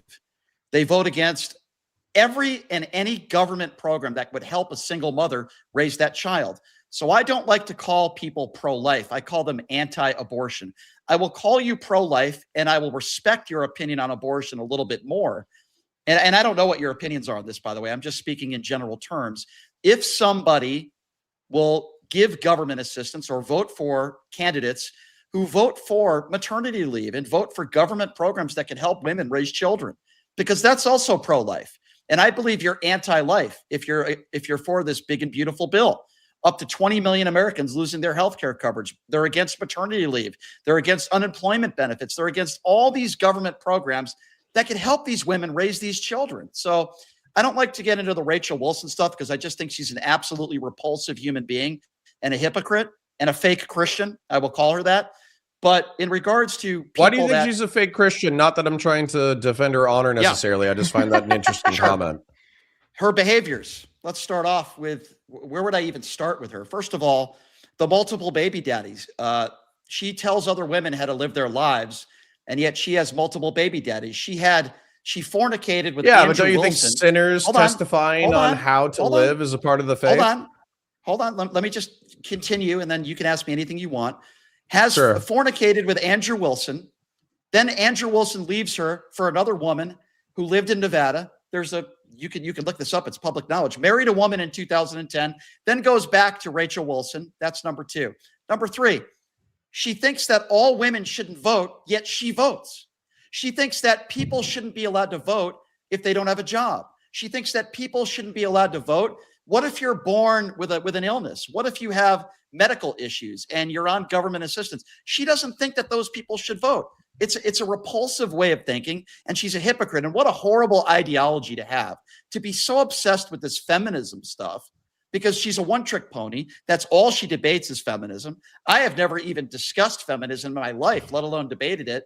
They paid me to go out there, but yet she doesn't want to talk about the economy. She doesn't want to talk about the lack of wage growth in this country, or the fact that there are so many Americans, women, and plenty of Americans that are struggling. She doesn't want to talk about kitchen table issues. She only wants to talk about this one issue. And the reason why I call her a fake Christian is because you look at the traditional Christian values, she hasn't lived up to those values at all. Now, she claims that in one of her relationships, she was abused.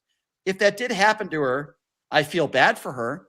Where's the evidence that she was abused? Did she file a police report? So she makes these claims. Even if that was true, I wouldn't be judging her right now, my friend, if she wasn't judging everybody else. Do you know, in my debate, I asked her a simple question. What if you're a woman and you're 30 years old and you can't find a man? Then she made the accusation that most of these women, she said this in the debate, have slept with 50 men. So she's slut shaming all women that aren't married by the age of 30. So why shouldn't people do the same thing to her?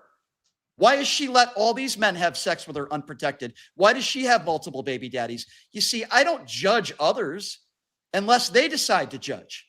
She's a hypocrite. Well, to be fair, Saint Fotina, and sorry, Connor, but Saint Fotina had 5 prior husbands and was living with a man she wasn't even married to. She was the woman at the well that met Jesus, and she ended up becoming a saint. And Sarah, that's okay. Sarah, that's okay. I'm not going to judge that unless that person is judging everybody else. Well, you said you don't think she's a Christian because 3 baby daddy thing and whatever. But the reason why I'm bringing up her life is because she judges all these other women. All these other women past the age of 30 that don't have kids. She's slut shaming all of them. But if you're not going to judge all these other women, and you're not going to tell women, I don't want to tell people how to live their lives, then I'm not going to tell you how to live your life. But she is fake. I believe her and Andrew Wilson are despicable human beings. They only have one goal in life. You know what their goal is? To win debates. You think they care about? You think they care about helping women? Do you think Rachel's come up with ways on how to make women's lives easier? Does she help women? No. All they care about is winning debates because they're fucking idiots. That's why they're idiots. And that's all they do. All day long. You know what Rachel does? She goes on Twitter all day long and she tries to goat people into debating her. 8 months ago in DMs, I know she wants to, Brian DM'd me. I have the DM. She DM'd me and was basically begging me to debate her on feminism. I told her to go fuck herself. Then when the Uncensored America people reached out to me and they offered me a sum of money, and I said, okay, I'll take it for a 3-day vacation. I don't give a shit. That's what she does all day. She goes for low-hanging fruit on the feminism debate. All day long, she tries to goat people into debating her. She doesn't help people. She doesn't help women. That's what Andrew does as well. Sarah, I know you're not much of a fan of Andrew either. You know, I was just hanging out with some pretty prominent people on the right. I think Sarah knows who I'm talking about last week. And they also hate the Wilsons because they know they're phony and they're fake.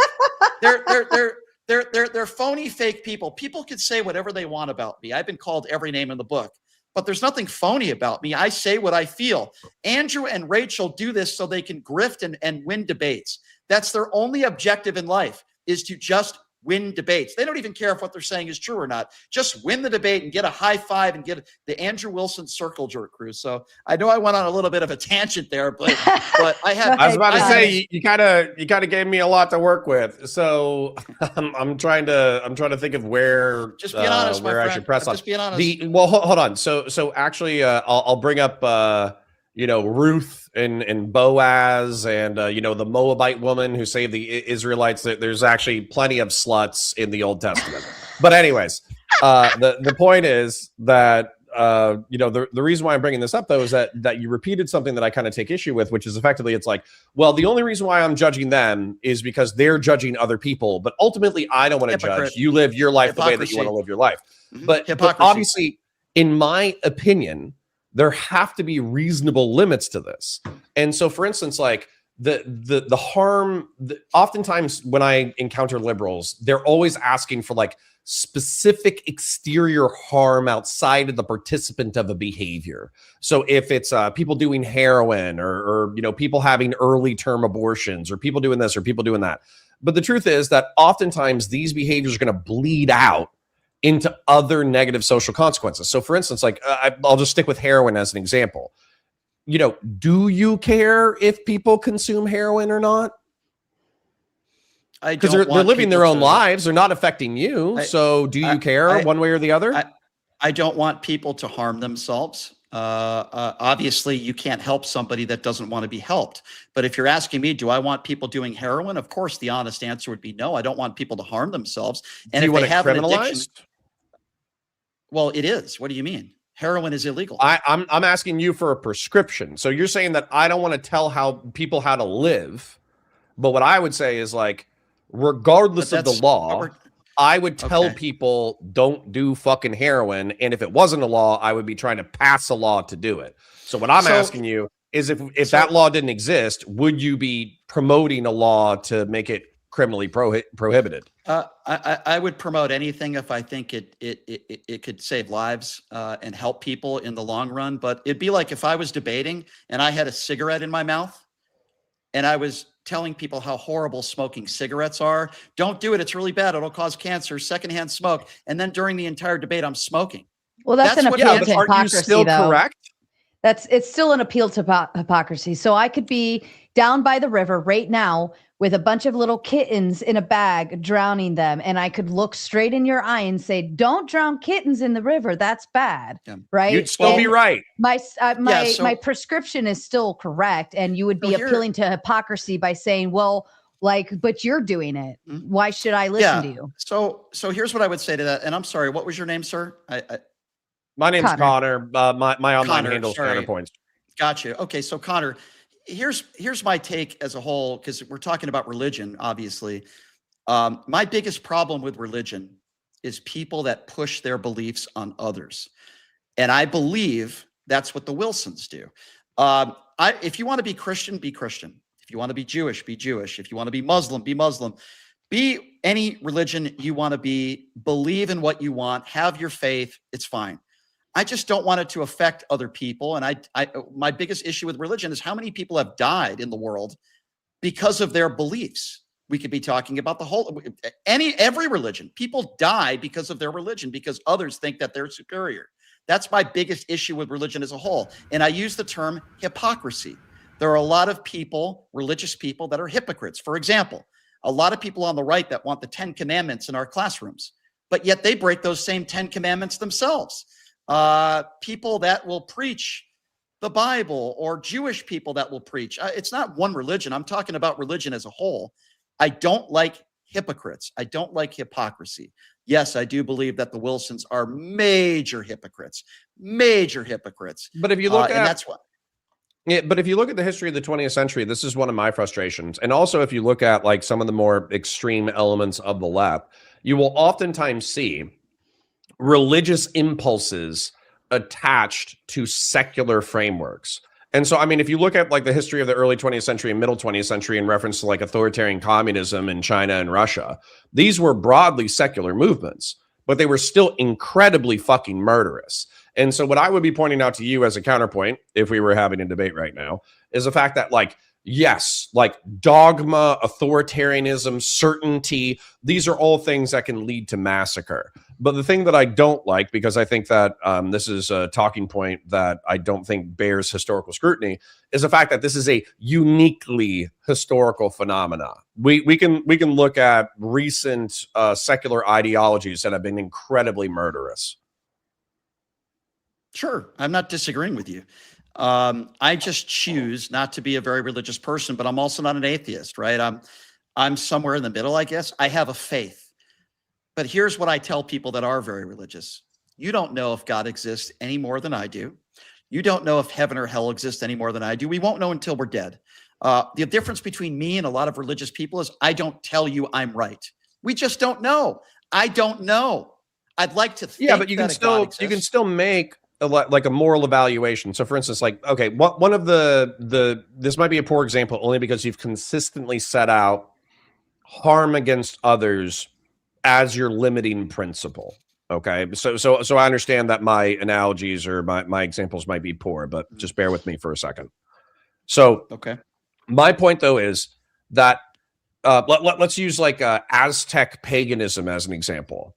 You know, they worship the sun and they sacrificed human beings. Well, your limiting principle would be, well, don't sacrifice human beings, but you also wouldn't necessarily make a judgment about whether or not they had a good moral system outside of that because of harm. But what I'm trying to tell you is that you can still make moral judgments besides harm to others, and you should still have the balls to say, no, you're fucking wrong based off of this. You know what I would respect? You know what I would respect, Connor? If somebody like Rachel or anybody said, you know what? I made mistakes. I shouldn't have done this. I shouldn't have done that. I don't want you to say the mistakes I made. Like a drug addict who's in recovery. Listen, don't do what I did. Don't go down the path I did. At least I would have a little respect. I'll tell you the other people that I really don't respect. The right-wing evangelicals that look up to Donald Trump like he's some sort of god. The guy who says the Bible is his favorite book, who holds it upside down and can't recite one verse in the Bible, the guy who sells the Bible for $60, the guy who's cheated on every woman he's ever been with. And yet I see these right-wing evangelicals having no problem putting all their support behind Donald Trump. Again, I find that extremely hypocritical. You don't have to like the policies put forth by the left, but this is the guy that you support, the guy who sells Bibles, the guy who uses the Bible as a prop, the guy who's never gone to church. I mean, it's just, I use the term hypocrisy a lot. I just want a little bit of consistency with people. That's all. I'm very consistent. I think the only person that hates Donald Trump more than I do is Melania Trump. I'm very consistent on that. And that's not because I have something called Trump derangement syndrome. It's because I'm someone I think that calls it as I see it. And, you know, I just think Trump's a morally repugnant, bankrupt guy. And I don't want people like that running the country. I'll say I have plenty more to say, but I don't want to suck up the entire airtime. So it's a good conversation. I'm going to quickly read through some super chats. Thank you, Connor. And then we'll move into open floor. So you'll all be able to kind of start jumping back in on. I've got about 45 minutes, Sarah. Yep. So I'm going to read through these fast. Zombie Girl getting her membership over on Dragon Fist TV. Also gifting out the gift that keeps on giving over on that end. Zippy says, if he isn't trans, he shouldn't be offended. Can't be offended by something you aren't. Quick thought to that, Brian? So can you read that one more time? I'm sorry. If he isn't trans, he shouldn't be offended. You can't be offended by something that you aren't. Yeah. So my whole argument is not about being offended. My whole argument was when you're an elected official or you're in a very powerful position, there should be a higher standard and you shouldn't be using third grade insults. It's not about, I don't think Talarico was offended. I'm sure if you asked him, he would say it was stupid. And he'd probably be using the same language I'm using, that it's immature and it's beneath that position to talk like that. And I would imagine to some people it is offensive, but that's my biggest issue is not whether Talarico is offended or not. It's that when you're an elected official and you're in a very powerful position, there should be a higher standard, and you shouldn't be using 8th grade insults or calling people gay or trans. It's just stupid. It's just, we should be better than that as a society, especially when you're in the White House in a very powerful position. So it's not really about who's offended or not. It's just about, choosing your words a little bit better. And when you're an elected official or you're in a very powerful position, you shouldn't be talking like that. That's my opinion. Fair enough. Iotin sends love over on Andrew's side, says thanks for being on panel, Andrew. Texas Bully Mom asks, does Opie love her new bunny sibling? My puppy Opie found a bunny burrow and decided to drag one out. I was able to put the bunny back, and that bunny is currently its mama's problem, not mine. So hopefully Opie actually leaves her alone, because she was a very, very young baby bunny. Iotin sending in the Big Ten for Mater Love. Shout out to you. Zippy says, Andrew cooked. Can't wait till Thursday. Yes. If you haven't heard, our darling Andrew will be joining Brian Shapiro over on his show, his radio show this Thursday. I have Isaiah Martin. I don't know if you guys know who Isaiah is. He's awesome. He's also coming on Thursday. Isaiah made Jubilee fame. His Jubilee performance, I thought, was incredible. African-American, Democrat, Isaiah. I've never had him on my show before, so he's actually coming on at 12:30. And I think that's why I told Andrew 1 o'clock. So unlike a live stream show, I have to be off the air by 2. So that's why I told him it's got to be a time limitation for an hour. But maybe we'll take some phone calls if Andrew wants to do that. Maybe we can do that. Yeah, and it'll be just the two of you, so it'll be nice. Also, Dixon sending out 5 gifted memberships over on Andrew's side as well. Texas Bully Mom sends the Big Ten. Tomatoes on fire tonight. Yes, keep sending your love. Brian loves his APAC checks. You get APAC checks, Brian? No, I don't. I don't know what he's talking about. I do not. I get checks. They're not from APAC. They're usually from right-wing haters that help my algorithm on YouTube and Facebook and everything else. Fair enough. Lathorn says that with the Big Ten, Ken Paxton was acquitted. His accusers were paid to smear him. You have people inaccurately calling people on the right like Trump a fascist, yet never read Giovanni Gentile. Any thoughts to that, Brian? Sorry, I'm just plugging in my laptop here. Well, first of all, Ken Paxton, hold on, give me 1 second here, guys. I'm plugging in my, okay. So Ken Paxton, first of all, if we're going to talk about moral, Ken Paxton, you might want to talk about the Republican Party because they're the ones who outed him. So you might want to ask why the Republican Party outed him. So that'd be number one. Number two, his own ex-wife divorced him because of adultery, which he has not denied. And there's overwhelming evidence of that. As far as the criminal stuff goes, he was indicted, and you could take a look at the evidence that was presented. I guarantee you that if he wasn't a politician, he'd probably be in jail right now. The evidence is overwhelming. And not to mention a man who admitted to molesting a child. He spent 30 days in jail, and then Ken Paxton is the one that got him a deal and got him out in 30 days. So I don't really know what the argument here is when it comes to Ken Paxton. The Republican Party outed him themselves. So the evidence is overwhelming. Fair enough. Socrates says with the Big Five, Brian regularly calls people mushroom gobblers on his show. Are you just angry at Stephen Miller said it, or are you angry at homophobic slurs? So when I call somebody a Trump mushroom gobbler, I've called women and men that. So it has nothing to do with their sexuality. It's the dumbest argument I've ever heard. Oh, that's a homo. No, it's not. I call everybody that if I think they deserve it, women and men, and it has nothing to do with their sexuality. What it means is you're performing verbal fellatio on Donald Trump 24/7, and you're not capable of criticizing him for anything. So yeah, it has nothing to do with sexuality. That's kind of weird, but.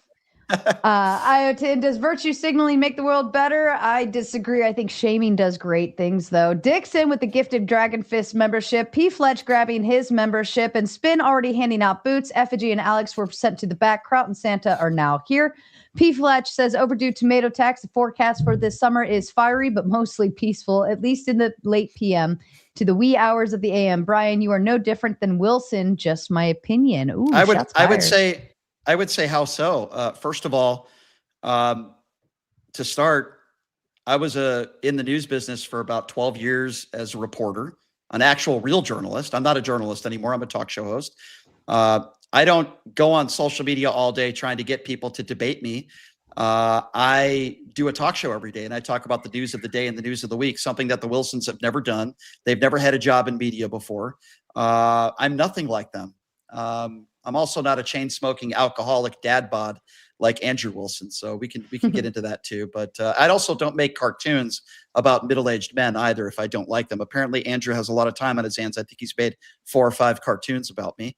Fair enough. I would ask that person, give me one characteristic. How could I be similar to them?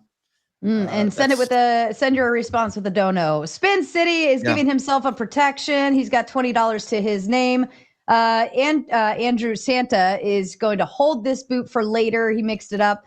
P Fletch says, yes, this is to give Spin City some cover. So Spin's got another $10 as a protection. So you got 30 in the hole there, Spin. And then also Clay, you got another 10 to your name. And Socrates, last one, says, so Brian lied when calling Ken Paxton a criminal then, right? No, it's not a lie. It's not a lie at all. He's still under indictment, by the way. You might want to take a look at that. But not a lie at all. I stand by everything I said. Unfortunately, when you're a powerful person in very powerful positions, this could go to people on the left or the right. You get sweetheart deals. I believe if Bill Cosby didn't have a lot of money, he'd still be in jail right now. I believe if O.J. Simpson didn't have money, I know he's dead now, but I do believe he would have been convicted of double murder. But you can go back and look at it. He's still under indictment. But these are the types of people that the Republican Party stand by, and it's mesmerizing to me. All right, we are officially full open floor gauntlet mode. The same rules still apply. Don't be interrupting and talking all crazy over each other. Watch your TOS words. You say them, I boot you automatically. And if you are not already plugged in to the top right, if you want a dual stream, please feel free to go ahead and do so. All right. Can I make an announcement? So just for people in my own chat, so Hunter Biden has agreed to do my show, which is pretty cool because I think the only person that's interviewed him in the last year is Candace Owens. I'm going to have a lot of challenging questions for him. It's not going to be a puffer type interview, so that's going to be fun. I'm doing Tim Pool's show at his studio June 12th. So I'll be out there in Virginia doing his show on June 12th, and I expect it'll be 4 against 1, but that's okay. I'm used to it. So yep. Good deal. And there's over 600 watching right now between all of the platforms, so please feel free to make the content. Go ahead, Crop, kick us off. Hey, how you doing, Sarah? We are open floor. Go ahead, Crop. Yeah. How you doing, Sarah? Thanks for having me. How you doing, Brian? How's your day so far? Hey, good? Doing good. Thanks. What's up, man? Don't mind me. I'm going to be rubbing my head. I kind of got a headache. I just want to see if you're actually consistent like you say you do, so bear with me. You were making fun of Trump's looks. By all means, I don't care if you do. I mean, words are words to me. But you were saying chalking on makeup and all this other, wearing a girdle, pretty funny. Would you say the same? And anybody cut in here if they actually remember the name. Would you make the same comments of the appearance of that dude that was in charge of the health department before JFK Jr. took over? Whatever the hell his name was. No, and here's why. Here's why. To my understanding, that person wasn't. I hear music in the background, by the way. I don't know what that is. Yep. You guys hear that? We could have played the Gauntlet music and Gaslit. Okay, I just wanted to. But no, it's there. I wanted to make sure that wasn't just me. Okay. Are you going crazy? So Donald Trump is the guy who mocks women on appearance, who literally has nicknames for people he disagrees with. If you're talking about the transgender person, I believe, that used to work in the Biden administration, the reason why I wouldn't do that to that person is because that person isn't behaving the same way that Donald Trump is behaving. Donald Trump, the president of the United States, has literally nicknames for people he disagrees with. He also calls on the death of 6 elected officials several months ago. So again, the reason why I mock Donald Trump's appearance is because Donald Trump is the guy who is the president of the United States who mocks everybody that disagrees with him. Again, different standards for different people. If somebody is a horrible human, if somebody's a horrible human being and they're behaving in the way Donald Trump behaves, I don't care if they're a Democrat or a Republican, they deserve to be attacked verbally for the things they say. And that's why I do that for Donald Trump is a bully. He's a bully. So, All right. That's how I feel about that. I just got one more question and then a statement in regards to the trans community. You say one of your reasons why you believe Trump is liable for sexual abuse is because he was found guilty in the Silva case by 9 out of 12 members of the jury, right? Yeah, I'm not saying he's liable. He is liable. He was found liable in a court. That's one of the reasons why you believe, you know, he did those things. I don't believe. I didn't even say whether I believe it or not. All I said was he's a liable sexual abuser. You would agree with that, right? Right. But an example you gave for that statement was because he was found by 9 out of the 12 jurors. Is that correct? Well, yeah, he was found. Okay, hold on. I got a follow up to that. Yeah. Do you know the Salem witch trials? Now bear with me here. Hopefully this is a good point. Do you know the Salem witch trials? Fill me in. I'm unfamiliar. All right, the Salem witch trials. It actually started over land dispute, believe it or not.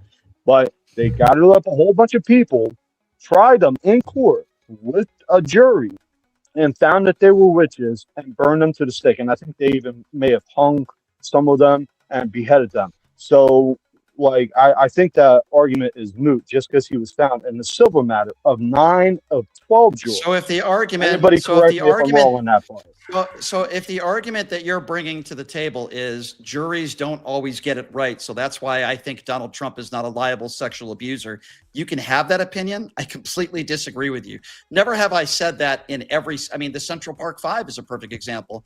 Donald Trump, who people voted for on this panel, said that they all deserve the death penalty. He took out a page in the New York Times, never retracted, never apologized. Through DNA evidence, they were found not guilty. Never have I ever said that a jury always gets it right. But no. He didn't say that, bro. I read about that. He said if they were guilty. Yes, he did. To no, wrong, okay. sir. Well, I'm not going to argue. Let me just. Okay, you don't have to argue. I'm just going to give you a fact. He took out a page in the New York Times, and you can look that page up. An ad he paid a lot of money for it in the New York Times, calling on them to get the death penalty as a sentence. He since has never apologized for that, and he's never retracted for it. If they were guilty, they were convicted, and now, since then, some of them are actually running for office. They were found not guilty, and they were released through DNA evidence, and he never apologized for it. Never, not once. All right. And I got a quick statement. Can I just add, Kraut, just quickly, sorry to interrupt you. Just one more thing about what you were just talking about.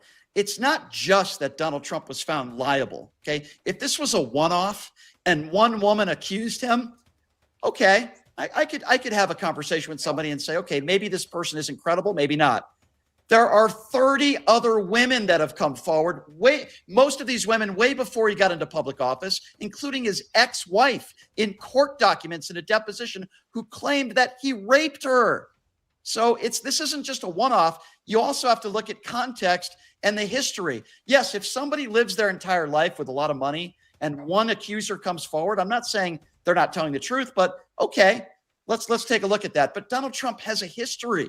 Look at all these women that have come forward way before he ran for office. His ex-wife claimed that, and then after he paid her off, she retracted it. So I think there's some credibility with a lot of these women. That's what a lot of credibility. Well, do you know the difference between civilly liable and criminally liable? Can you give us the definition?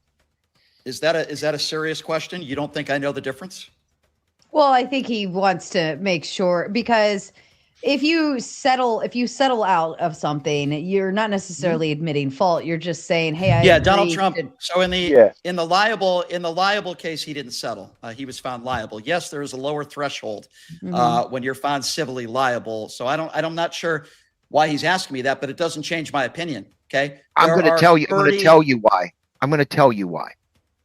The burden of proof to be held criminally liable for a criminal. He did. Are you gonna? I know what he said.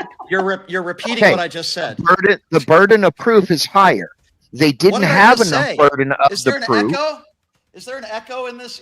Are you going to be an asshole? You don't want people to cut you off, but you cut everybody else off. No, why don't you practice what you preach? You've already in the first. How about shut up? How's that? In the How about first shut 5 up? No. In the first Well, 5 of minutes course of this not, conversation, because your retarded ass in the does first- exactly what everybody Okay, here he else goes does. Here he goes again. In the first 5 minutes Cut of this people conversation, off. I'm giving you a fact. All right, fact all and right, all reality. right, Hey, all hey, right. I Put kinda your wanna- dicks away. I Hold kind of on. want to say First of one all- more thing, Brian, and then I'll let Spin have it. And this is more of a statement. I think now I'm not going to say you, because I think the first time I was ever on these we were debating that. But a lot of people who are pro-abortion are not also pro-abortion. pro. Well, I'm not saying I don't you. like I that. said a lot of right. A lot of but people who are pro-abortion. Mick, Hold on, let me finish, Mick, man. Let me land. I just don't. I know, but I don't like the term pro-abortion. It's not like we're all on trampolines jumping for joy when a woman has an abortion. We believe in the A right lot to of people choose. actually do that, but let me land it right quick. This is a disagree. statement. This isn't a question. A lot of people who are pro-abortion are also pro-trans, and I find it laughable and extremely hypocritical that the same people that claim to fight for women's rights, for bodily autonomy, to kill your offspring, are the same people who says, yeah, let that man in the bathroom because he claims he's a woman. I find it laughable. Now that's a statement that you can add on to that. That's a statement. That's not a question. That's a cold hard fact. It's extremely fucking hypocritical. So you're comparing abortion to people going into restrooms? I'm trying to understand. No. I'm saying it's hypocritical. It's hypocritical. What's the That's hypocritical? What's the I mean, I just explained it, but I can explain a woman it again. having the right to choose. Can you provide me a study that would show transgender women going into restrooms have a higher risk of committing a crime in that bathroom as somebody who's not transgender? No. Can you cite me a study that would show that? This is why this was a statement, not a question. I never said trans woman. That's a definition. I said men claiming to be women that do not transition, going into women's restrooms and putting those women on edge. And they're the same people who claim they fight for women's rights. Where are you getting that? Where are you getting that? Well, I think what his point is, right, is if you care so much about women's rights and protecting women's rights and their bodies, right, their bodily autonomy, what he's saying is that the left, the same left talking points that push for women's rights and protections, bodily autonomy, dear Lord, are the same people who also allow the threat thereof of women's bodies to be at risk of a man entering a bathroom, right? Whether it's transgender or not, or people utilizing that stepping point, or even you could go as far as men in women's college sports or athletics and so on and so forth, because now you're not protecting the women. You're actually utilizing the feminist talking points against women and bolstering men through that argument. 85% of Democrats in just about every poll believe that transgender women shouldn't be competing with women on the playing field. I don't know what study you're referring to. I would love to hear a source where you're asking men who go into women's restrooms their thoughts on abortion. But I think these are two completely different things. Two completely different topics. We're talking about women. What did I say? Trans or men who claim to be women, Spin? Go ahead and tell Brian what I said. It does, whether you're trans or whether you're a man going into a woman's restroom, I would like to see a study that would that you could provide me, or a source that men who go into women's restrooms are being asked their thoughts on abortion. I've never seen a study like that before, but what I can tell you is that there's no evidence. Even Sarah clarified my point, and you missed it completely. I understand. I disagree with the premise of what you're talking about. You can't disagree with something that's a fact. It's not. Two could be. It's not. Two could be true. Subjective. I don't think it attacks women or their safety if a man goes into a restroom. I really don't. It's not always about safety. It's about being at ease. Let me ask you. Aren't men a higher rate of sexual abusers than women? Can I the stat? That's the stat. Hold on, Clay. Aren't men higher rate of sexual abuser than women? That's the stat. Anything to reality, Andrew. No. Look, I want to know reality. Okay, don't go to stats. Please don't go to stats. I want to ask Brian about reality. Let me ask you the question. Can I ask the question? I'm answering it. You two are arguing over who gets to fight Brian. No, dude, I'm asking him a question. Go ahead with your He asked stats. for His statistics. stats are the fucking stupidest shit ever. Look, So but go this ahead is a and go. simple one. Go And with the girl stats for the actually next got hour. Brian on this Go already. with on stats modern for day the debate. next Hold hour, on, Clay. Andrew. All right, Hold all on. Go talk right, about all right. stats later. instead of I reality. Point out. Go talk about stats. Dude, the girl already got All right. Let's get the stat and then we'll move to Clay. Go ahead, the Andrew. girl already got Brian on this very point at modern day debate. I saw it. She came up and asked you the question, and you answered it, Brian, and admitted men are the majority of sexual abusers overall in statistics. So men going into girls' bathrooms are more dangerous statistically than just having women in there. That's the Guess stat. And I just want to Guess point what? one thing out because Okay, I probably I'll, won't. I'll respond to that. I'll respond. I got to that. say one more thing First because of I all, probably won't get to talk again. Go ahead.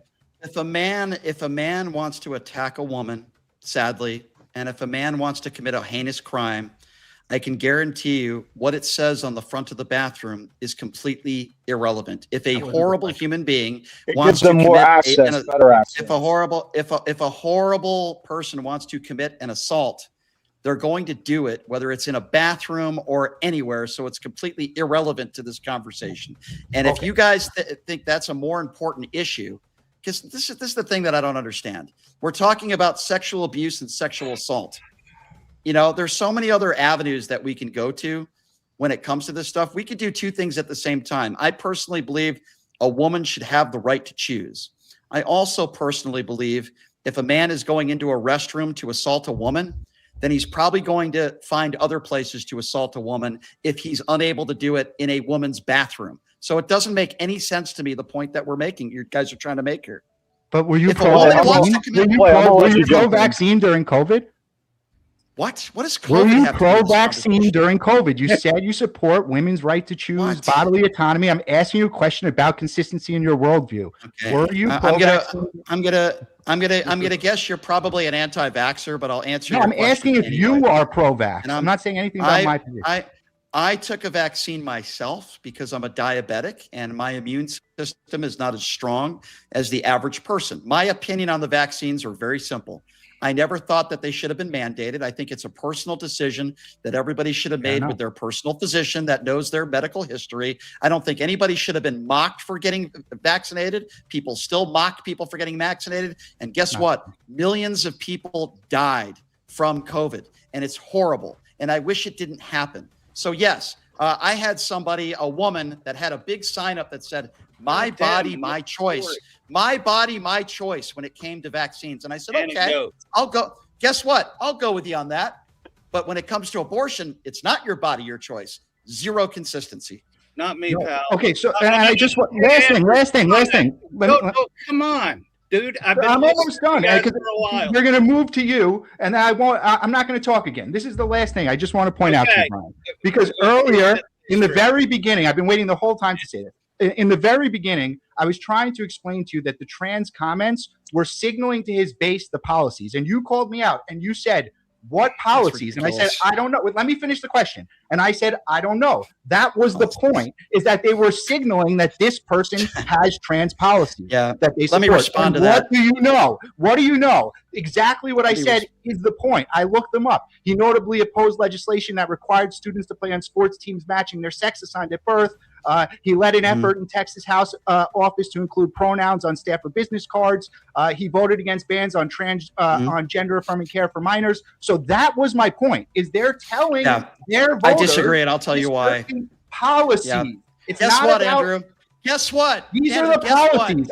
Did I guess Andrew, right? Let me respond now. Did I just guess? Let me respond. First of all, you Googled it, and an hour ago you had no fucking Right, idea. my what you were point talking was they about. were signaling to me those were the policies so I could look them up. That was the point. That was the point. They were telling me those are the policies so I can investigate. That was the point. Because you're building a straw man already. So you have to contend with my point. That's a straw man. My point was it's a signal of why are you going to let me respond, or are you Yes. just going to keep yelling? Thank you. Guess what? If somebody doesn't like somebody's fucking policies, in this case, maybe James Talarico's policies when it comes to trans people, then fucking bring that up and talk about why you don't like the policies. Don't fucking be like an 8-year-old and call somebody trans. The fact that you think that's good messaging and that's a good communication skill. Say that. Wait, let me finish. Let me say it was finish. good or bad. Let me finish. Right, but haven't you're said straw whether it's man. good or bad. That's the whole argument.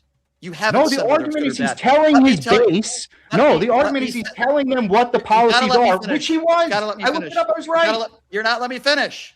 Can't If you stop don't straw like manning. James, I can't wait till Thursday. You can't stop straw manning. You don't even understand the All premise. right, you two, put your dicks away for a minute. Let's move on to Santa. okay. Santa's had his hand hold on. raised. Go Let ahead. me just Brian, I quickly. won't Well, say because that. the two of you, Brian. here's what's happening. The two of you are just going to keep Andrew. getting more escalation, and Andrew. I won't it's say not going to anything. I want to resolve. hear his No, no, no, point. no. I won't say It's just anything. going blah blah blah blah blah blah blah blah blah blah blah blah. And That's Sarah, all I hear if from I you could just two. get in a point after Santa, and then you Andrew- can swap me out. You got a Andrew- couple super yeah. chats. You want to kick me out? Then you Andrew can did just put me to the back. interrupt. But I got a good one here. So Yeah, let's go go ahead. real quick, guys. Okay? And then we'll just Go ahead, Just Santa. limited.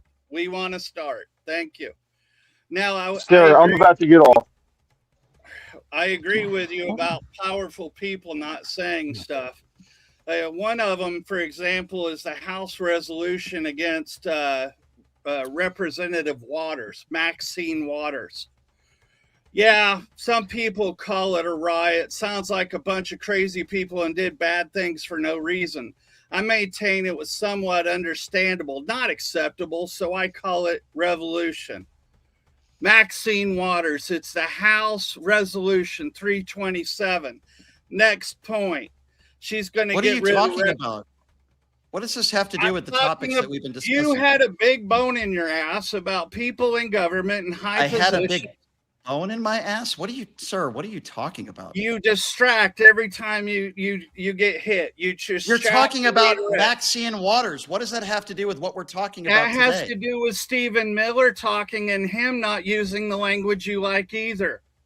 Oh, okay. So what? I'm sorry. So, what are you, sir? What the fuck are you talking about? Maxine I'm Waters talking didn't about attack. you having a double standard and you interrupt everybody. And what did- so please be I- quiet for a minute.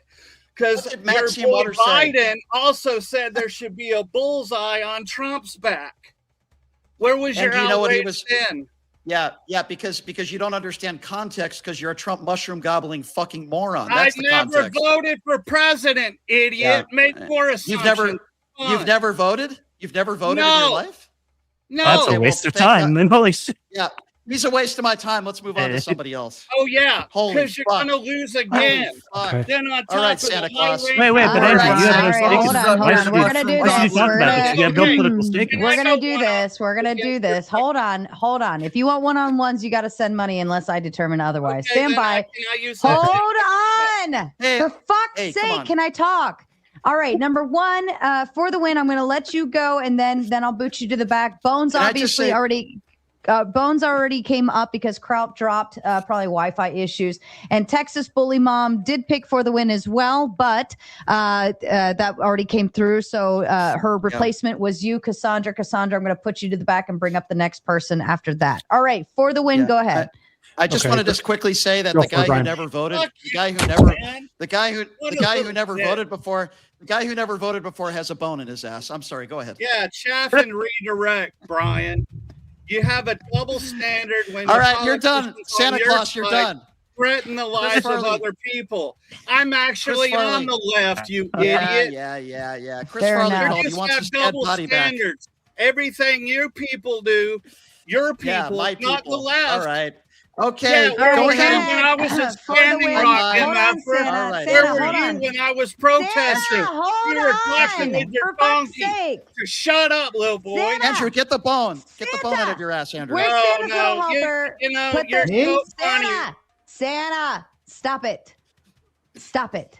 All right, for the win, I know you got to get booted to the back. So if you'd yep. like to bring your quick comment up, and then we'll get you out. Yeah, real quick here. So Brian, you know what you're mad about with the Talarico comment is that office means something.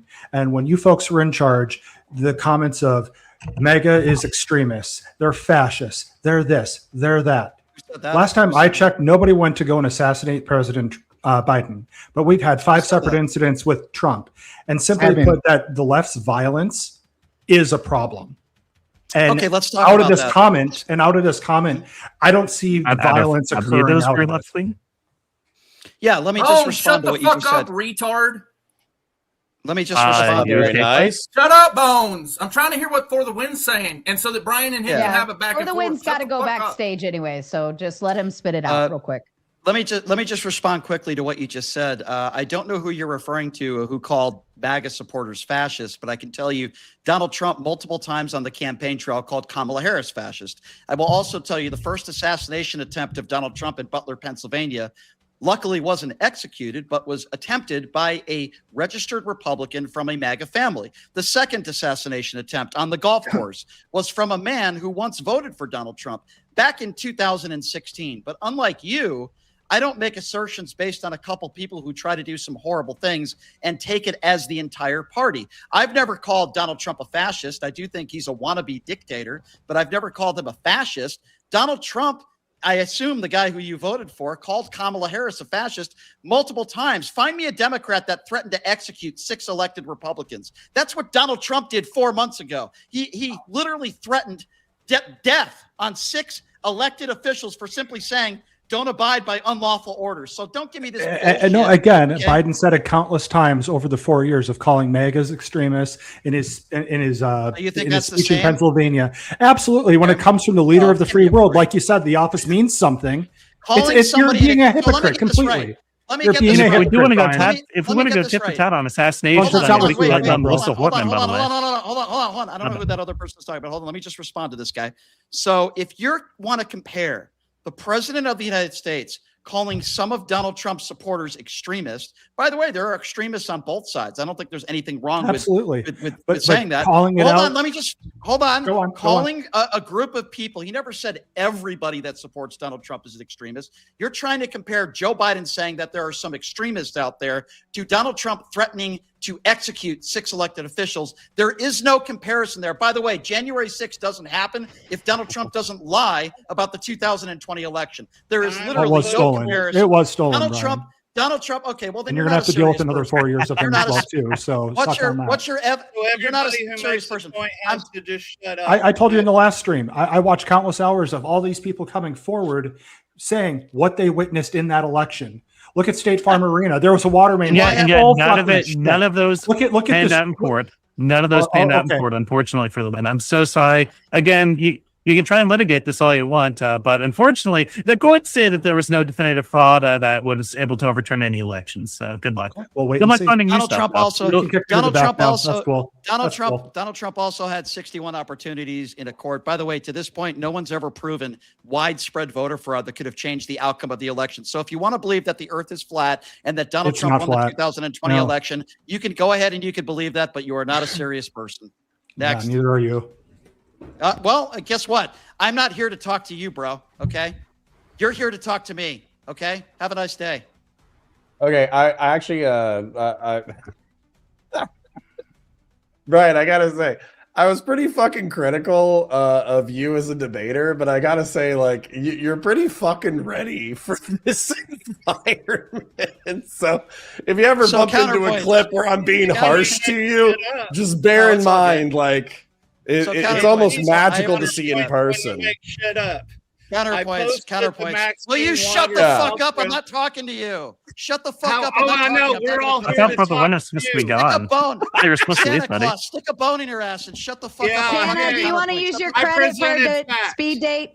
Counterpoints. I got a credit. Can I talk to the guy? Can I talk to the guy who just addressed me? Will you please shut the fuck up? Thank you. Counterpoints. I appreciate you saying that. I posted the Maxine Waters thing. No reason for ad hominem attacks and name calling. You aren't here for me, fine, but I am apparently here for you. The second part, you represented that leaders in positions of accountability and high authority in the admin should be held accountable. So what was the context of a political event when Biden said that there should be a target mark on Trump? Oh yeah, see, now we're just. Are you asking me a question? So how about be quiet and let me respond? So shut the fuck up. I'm waiting for you to shut the fuck up. I'm ready for you to answer, please. You're childish, man. Come on, answer the question, please. Then shut the fuck up. Stop talking. Power game. Please go. So when it comes to Maxine Waters' statements, I believe she also made the statement of we need to be confrontational. Yes. While I don't believe that wasn't a question. While I don't believe that rises to the level of any of the rhetoric that Donald Trump uses on a regular basis. For example, I'd like to rough that guy up and pay his legal bills, which is something that Donald Trump said. While I don't believe that it rises to that level and that Maxine Waters didn't, start an insurrection, I will say this. I don't like some of the language that Maxine Waters has used in the past. Not every Democrat I agree with. In fact, I call them out when they say things that I disagree. But to try to compare the two and say that Maxine Waters has incited anywhere near a type of violence that the president of the United States has, which would be January 6th, and many other incidents that I could, like, for example, the Texas El Paso shooting in Walmart. I'm not a fan of Maxine Waters. I don't defend Maxine Waters. Well, I was specifically replying to when you were talking about Stephen Miller and that people high in the administration. I didn't say, sir, Andrew, I didn't say Stephen Miller incited violence. What I did say was... I didn't say that either. Okay, well, we're talking about violence, okay? What I am saying is that if you... about her words. Okay, I don't agree with her words all the time, and I never have, and I've spoken up about that. Sure. I've spoken up about that, but I will also say that when you're Stephen Miller and you have a huge, powerful position that he has, and you attack somebody and call somebody trans, it's stupid and it's ridiculous, and I think it's wrong. I don't think people should be telling other people to gang up in restaurants. I think Maxine Waters had made a statement about if you see MAGA supporters in restaurants, you should gather around them. And I don't agree with that type of language either. But why does it always have to be whataboutism? Why can't we all just say, you know what Stephen Miller did was stupid and he shouldn't have done that? I didn't say that what Stephen Miller said wasn't stupid. You and I actually agree. But I know, but what I just saying the counterpoint, not meaning whatever. Please let me finish too. Okay. I'm saying here are other examples. There are several other examples that I gave that people higher in administrations and those things have done the same thing.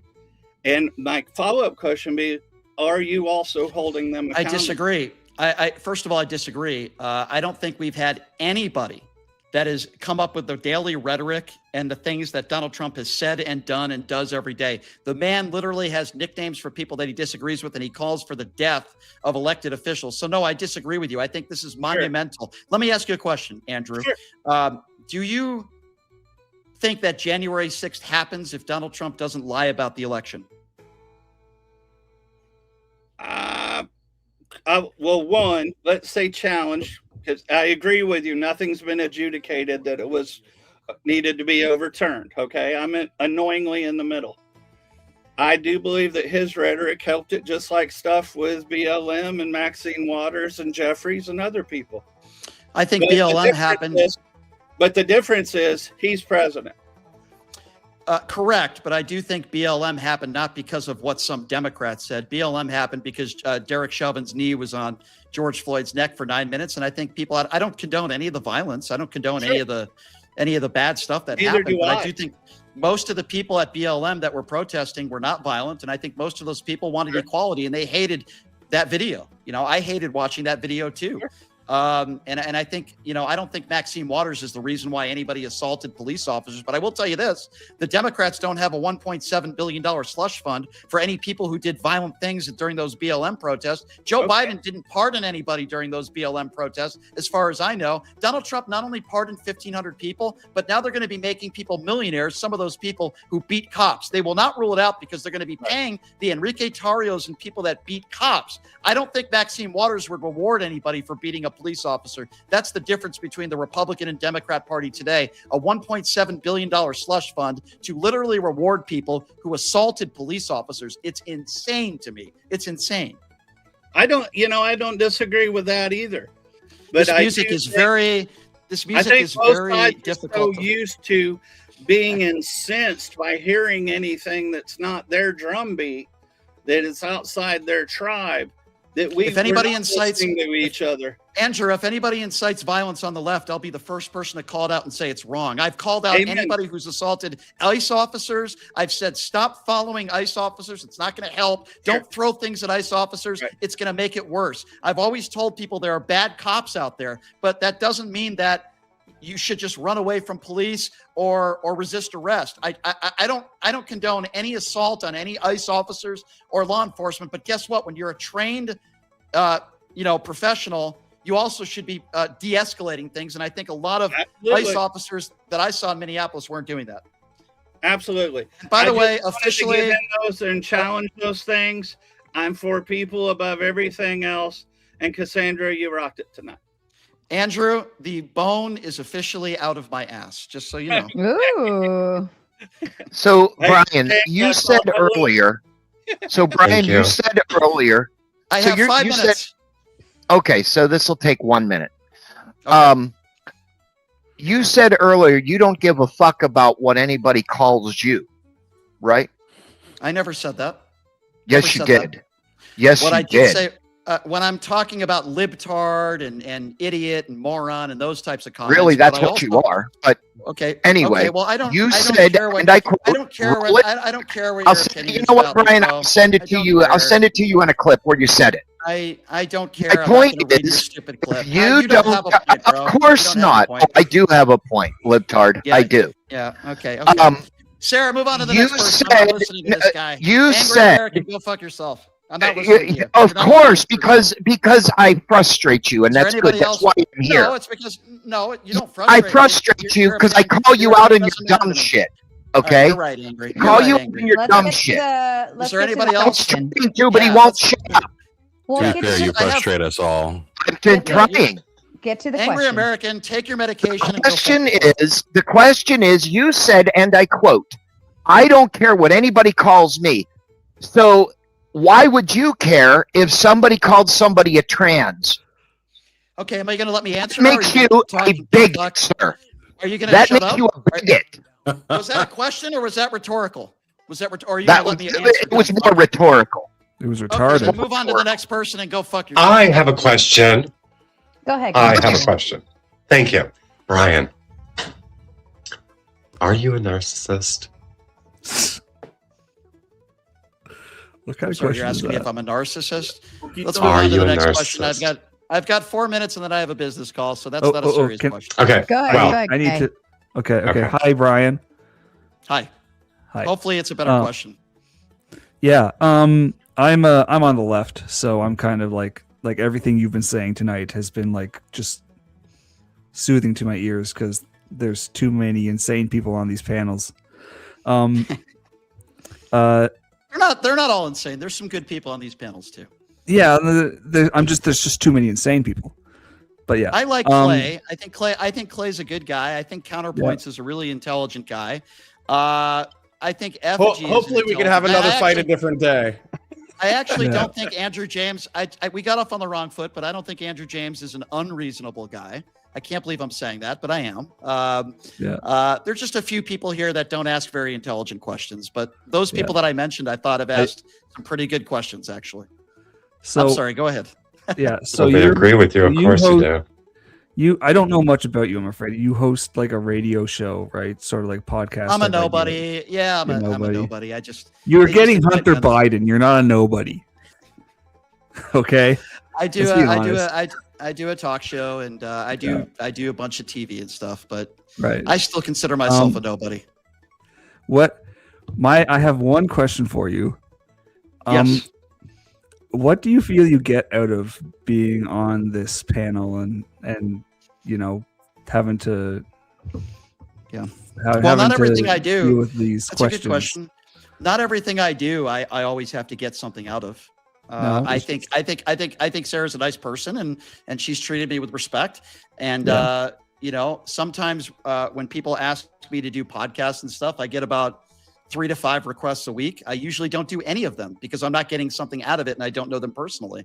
But usually I do shows, the TV shows and stuff with extremely large followings, but not every time somebody asks me to do a show do I always say to myself, geez, what am I getting out of that? I think that would be extremely selfish. Sometimes when I do shows, I don't always do shows to make sure that I get something out of it. But I also like having most conversations with people that I disagree with, to be honest with you. I enjoy it actually. But there are some shows that I do that I will never do again. I'll never do Jesse Lee Peterson again. I think he's a complete asshole and a troll. Bro. I know exactly what you're saying, bro. I used to watch him a lot. Me being leaning right, and at some point I realized that the guy was basically kind of like Andre, just kind of a shield. I agree. It's funny you say that because some people texted me today and they said he sounded like Jesse. You're not the first person to say that. It was for it, bro. So it's funny. I always thought people were just entertained because it was like a guy 1 point away from being mentally retarded. I mean, they have a lot of good information. In my opinion, they have good information, but they use it. Weaponize. I didn't know who Jesse Lee was before I did his show, and that was my mistake. I didn't do a lot of homework. But then when I do shows like Pierce, he's got one of the biggest shows around. That you got completely destroyed on. Okay, well, thank you. I greatly value your opinion just as much as my last bathroom visit. But here's the difference between me and you, sir. Sir, here's the difference between me and you. They're inviting me on these shows, and people pay me to debate, and nobody cares or knows who the fuck you are. Just remember that before you go to sleep tonight. Tim Pool is a guy that has a huge following, and I'll always do his show when he asks me. But of course, that's funny. I'm not a fan of that, Brian. You know that? I'm not a fan of the whole like my dick's bigger than yours thing, man. That's just so. My dick's bigger than all y'all's. You shut very up. nouveau riche. Shit on this panel, like bro. when it's somebody, like poor people say. Yeah, when somebody's just going to make stupid comments about me and say stuff. Sometimes, unfortunately, I go down to their level. It's just the way I am. I guess I need to grow up. But that's good. Clay, he really doesn't know, and that's fucking perfect. If you were on a panel with like-minded people like yourself, you would get along. You would get along. You would not be as stupid as you are with me.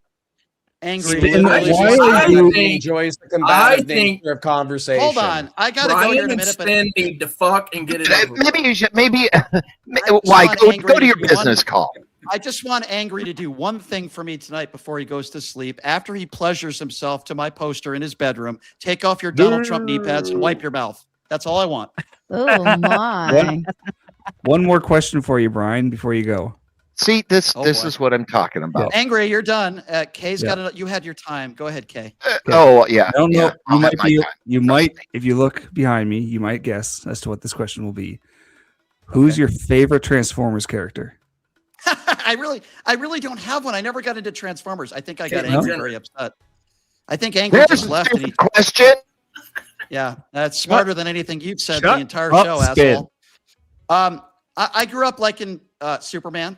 I know that sounds kind of weird, but I loved Reeves and Superman. That's not weird at all. There it is, Brian. Yes. Not Dean Cain. Not the Dean Cain Superman. By the way, I've gotten into it with him on social media. Ben Affleck Superman? Yeah, that's fair. I like Ben Affleck. Which one's your favorite Superman? Well, listen, I met Chris Reeves and his wife, his dear wife, at a New York Rangers game when I was 21 years old, and I'll never forget it. I was so intimidated. I was so scared. I mean, obviously he was in his wheelchair. His wife was so beautiful. And I almost crapped my pants. I was so scared because that was one of the first big celebrities that I met. And it was just such an honor just to meet him. He was a huge hockey fan. He went to a lot of Rangers games, and I love those Superman movies, man. Nobody ever will be Chris Reeves. I don't know if you guys ever saw the documentary on Chris Reeves. It came out a couple of years ago. It was so good. It was a tearjerker. But anyway, to answer your question, I'm sorry. I do have a few Donald Trump figures behind me, though. I know Kay, you're going to be very disappointed. Uh-oh. I have a couple action figures here. Okay. I get the most action. Yeah. It's me, Donald Trump. I love how Donald Trump lives free rent in your mind, dude. It's he's the president of the.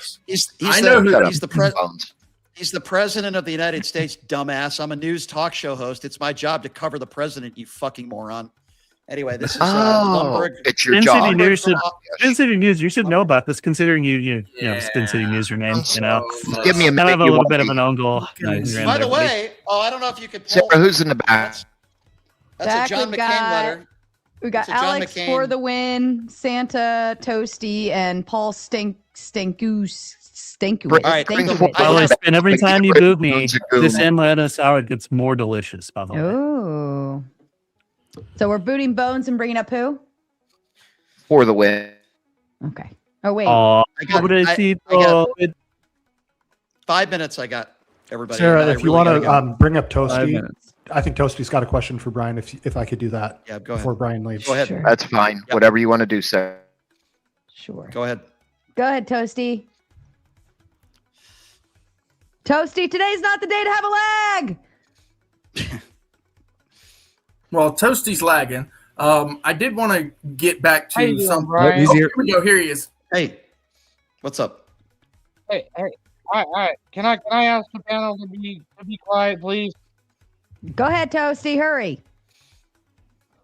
Well, it's kind of hard to want to go ahead when everybody's talking. Just do it, Toasty.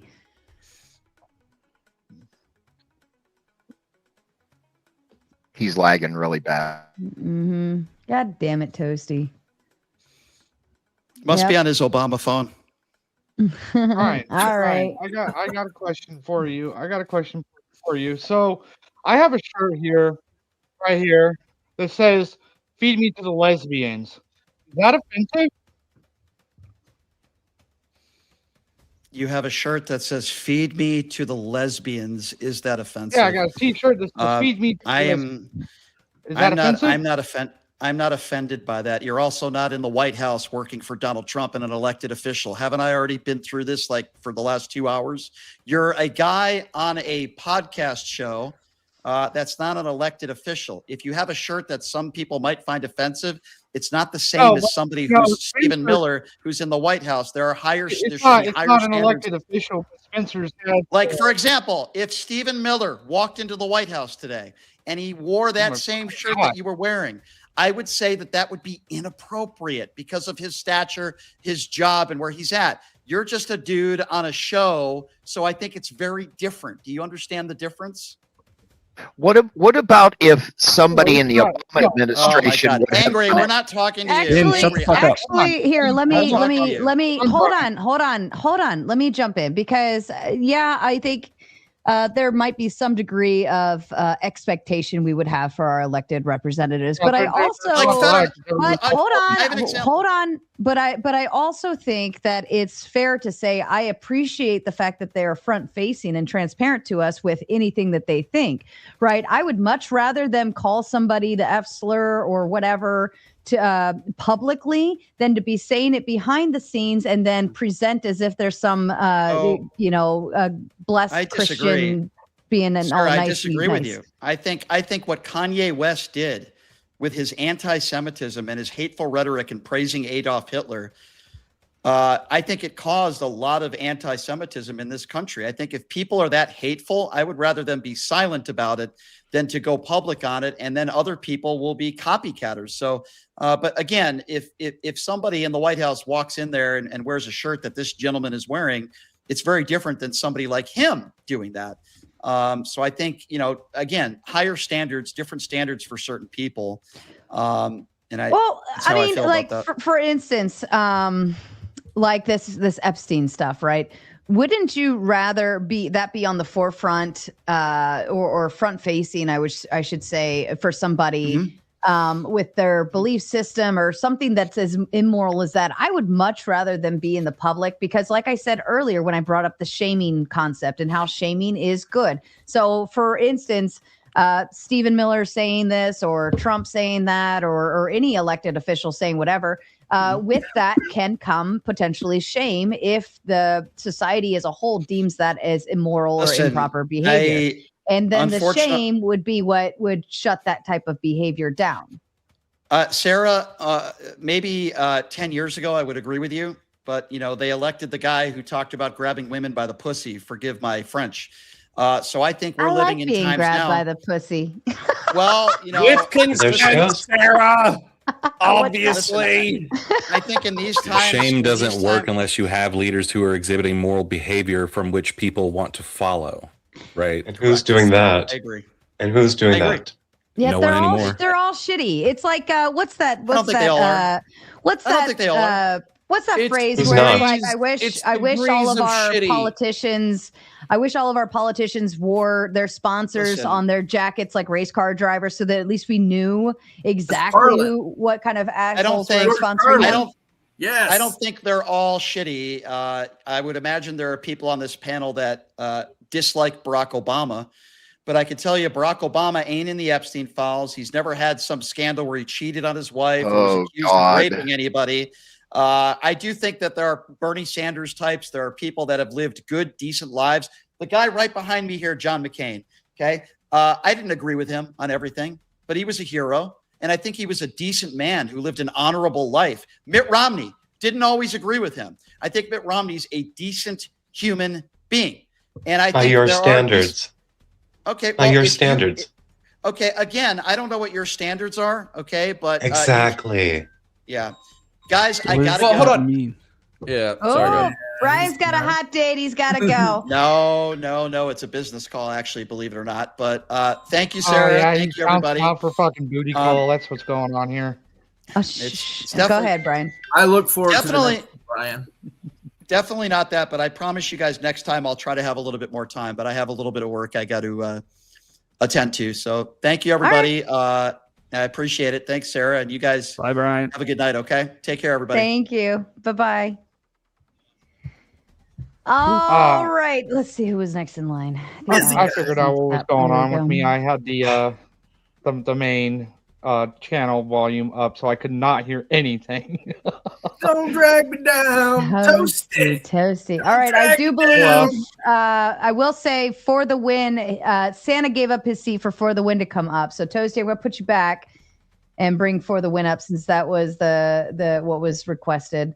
All right, back to business. I know we've got some lefties on here. We've got Kay, we've got Alex, we've got Effigy, and we've got some independents. We got counterpoints. We've got Connor, we've got conservative, we got right-leaning, we've got left-leaning, we got conspiracy, we've got just a little bit of everyone up here. So we will continue forward. May I ask a question? Yeah, absolutely. Sarah, how many ladies do you have in your audience typically? What percentage of ladies do you have in the audience? We've got quite a bit. We've got Texas Bully Mom. We've got Iotin. I know I saw School of Thought, THOT in there. We've got my mom. My mom's in there. We've got everybody say hi, Mom. Let's see. There's someone named Tomatoes in the chat. Tomatoes in the chat. Mama Tomato. Okay. Actually, let's do this. If you are a lady in the chat, please send tomatoes into the chat so you can stand up. Pepper's raising her hand. Send a mater and we'll do a ladies call shout out. But yeah, I think we're probably like 10% female audience. We're moving. All right. While the ladies are putting their tomatoes into the chat, this is your PSA, which you may not have known about. Ladies, how many times have you gone into the ladies' room and found the toilet seat is wet and or in the upright position? And would you like to know? Would you like to know why that is, ladies? Yeah. Because there are trans women who hate biological women and intentionally go into the bathrooms and urinate upon the seats. I just wanted to drop that fact. No, that's because I am a transsexual who lived as a woman, and I knew autogynephiles in the community who admittedly went into the bathrooms to pee on the seats because they hate women. It's amazing. That's the worst. All right. If you were watching over on Brian's side, I do need to shut down his show for safety purposes, especially with this group. So if you're watching over on Brian's side and you'd like to continue hanging out with us, we'd love to have you in our audience. We'd love for you to come hang out. We are over at the Raging Tomato, so feel free to make your way over right now. And otherwise, I'm going to shut you down on that side. We love you. We'll see you on the other side. Sarah. Yep. Go ahead. Where's Ryan? Ryan is out living his real life.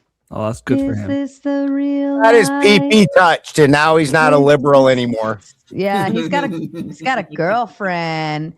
He met a girl, and we never saw him after that. I don't blame him. And backstage, I do have Santa, Bones, Toasty, and Paul Stankiewicz.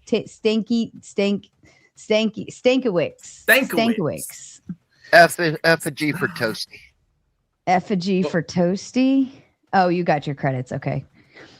All right. And also, this one came in earlier. Obviously, Bones is still backstage. Also, True Game says, Brian Shapiro, you are just a tool and don't want to talk about fighting anyone, little girl. Nobody with stature speaks the way you do. Man, shots fired. You guys really love to hate him. P. Fletch says Kamala Harris, etc., are on record stumping for bailout funds for Antifa/BLM back in 2020. Thanks for proving my opinion correct about you, Brian. Any thoughts to that from the panel? As far as I'm aware, those bailout funds weren't for anyone in particular. They were just bailout funds. Now, I recall, as being a resident of Minneapolis, that was a topic of contention, especially during that whole biological issue of like when you could protest and it was fine, but any other time that you congealed with other people, it was a super spreader event. And so this little portion right here with Kamala Harris and these other celebrities going and bailing people out from the clink was a bit of a sore spot with quite a number of us in the Twin Cities. Y'all can lose me on that shit because look at all the fucking pardons that Donald Trump actually had as he came back in office. He literally pardoned people that committed massive fraud. And the thing is now well, I know you don't care. That's because you're not consistent. Why should I? Yeah, that's the point. Because the thing is, a lot of these people, especially people that were J6ers, some of these people are actually confirmed pedophiles. Like the guy even said he was going to buy the silence of his victim with the money that he was going to be getting. So now that I lose care me with about. that shit. Yeah. Remember when Biden pardoned the kids for cash judges? Yeah, and I don't like that either. I don't fucking like it either. I was actually very critical of Joe Biden doing that. That was one of the biggest pardons that I think he never should have fucking done. Like Judge Chivarella is a fucking monster. Okay, he was a fucking what monster. your skewed ideology here is he was only pardoning the J6ers for the J6 event, not their complete entire record, dumbass. And they're still fucking bad people, jackass. I know you fucking support them. You know what? Shut the fuck up. No, you don't listen to what you're saying. You don't tell me what to do, Gab. Listen to what you're saying, you tell me what to fucking do. Connor, listen to what you're saying. Oh, yeah, shut the fuck up, asshole. Shut up. Yeah, you too. I got your asshole. Sit down, Trust children. me. What are you going to do about it, huh? What the fuck are you going to do about it? Sit there and fucking shut up, you asshole. Yeah, right. Okay. Hold on, Spin. Weren't you yelling at someone earlier and said, "When the host is talking, you shut your fucking mouth"? I'm sorry. And now here I'm talking, and you're talking over me. I love you. All right, Connor, give me a claim. We need to bring you back in before you get like tired or something. No, that's what I was gonna say. I need something specific to fight over, or I need to go to bed. I need some, Clay called me gay earlier. We could argue about that. Connor. Gay. No, hold on now. Connor, I didn't call you. Yeah, it's me and Connor now. No, I didn't call you gay. I said you're a pussy and a bitch for booting me out of your chat because I don't even know what it was. So your mods. Oh, sorry, what's your handle? Just to see if I remember what you said. Brick petitions. I carry two flags. One on one side. I do not remember this. So what were we talking about on the day that you got kicked? Man, I don't remember. I know that your mods got mad at me. What was it? Was it within the past week? No, it was like 3-4 months ago. Okay, probably. Hold the fuck on! You're mad about something that happened 3 or 4 fucking months ago, Clay. I can't be in his chat. Wow! Couldn't you? I mean, look, if I wasn't in your chat because of your mods shit on me and then booted me for nothing. I don't remember what it was, but it was just we disagreed on something, and then all of a sudden your mods got like crazy on me, and I'm like, well, okay, we just disagree. I'll put it to you this way: Did you say what did you say your politics were? More like conservatarian, like you're center, but you lean right. I'm center and I lean right. Correct. Okay. Well, I would say at this point, because of my public falling out with the DGG community. you know, Destiny's community. Oh, Destiny, okay. So 70% of my audience, we've polled it multiple times. 70% of my audience are liberals who view me as like the good conservatarian or whatever. Okay. Whereas I think we actually need some conservatarians. So yeah, just fucking let me write it down and see. I'll tell my head mod to fucking unban you. All right, So what was the Wow, that handle was again? fucking gay. Now you are gay. See? I knew There- somebody called me gay. I just All didn't right. know it was Sarah. I mean, this could have been solved I in got- an email, Clay. For fuck's Yeah, sake. Clay. What's the handle, Clay? There, I put it in Sarah's chat. Brick petitions 101. I got True a Game brain. says petitions? that's what. Yeah, put it in the back chat.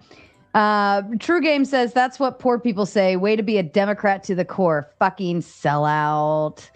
And I don't think that was a Democrat who says, said that. Kraut says, didn't Biden pardon his son? Again, Brian's point is moot. Also, men enjoy a power trip just by invading women's spaces. It's not just about SA. Listen to women who don't want men in their space. I don't want men in my space. Get out of my space, all of you. Yeah, I need to get out of here. About it. So. I just wish that these people would listen to women when they say that they want autonomy over their bodies as well. Yeah. Okay. Can I my fight that? God. I suppose. Yeah, go ahead. Oh, Connor. your God. Yeah. So obviously, like, I don't like abortion. I think it's like a moral failing or whatever. I also think that there should be like a reasonable centrist fucking split, but that should be along personhood. But when you're talking about like women asserting autonomy over their body at all times, if you go into the stall and you piss and shit in the stall and then you dip out, nobody fucked with your autonomy, right? the reason why, like, you guys are bringing this up, and I think, like, so men are more dangerous than women.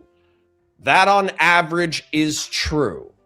But if everybody minds their own fucking business and goes and pisses and shits in their stalls, washes their hands and leaves, then no one's autonomy was violated. So that's where this argument just did not hit for me, whoever was making that argument. Yeah, but they're also being disingenuous by having to jump a statistic over the statistic for men being the most violent in this case, especially if you hone down to who actually commits assaults in bathrooms. It's same sex on same sex usually. So they're having to jump the statistic of men committing assaults onto trans women who do not have that same statistical level that Well, just and men in to be general do. clear, there was a stat that was out there like a few years ago that was saying like 4% of the population was trans. That was never fucking true. Literally 90% of the people who were within that stat or whatever, they were either like non-binary women. You know, and basically that's just a woman with a fucking septum piercing. That's not a trans person. They've definitely okay? tried. Yeah, I agree with that. They tried to extend it to a category. When you're actually instead of talking specific. about male to female or female to male or man to woman or woman to man, however you want to define it or whatever, trans folk, it's still less than 1%. So the fact that we could even obtain stats on this is dubious.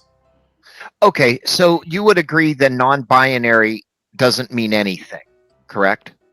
I Means think non-binary. that I'm a little bit anti non-binary, where I do have one non-binary friend that I respect or whatever, but for the most part, I think it's mostly women who want attention.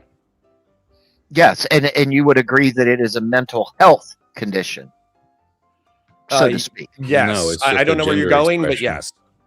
Okay, so my friend Cassandra up there is a complete transsexual. Let me ask you something, Cassandra.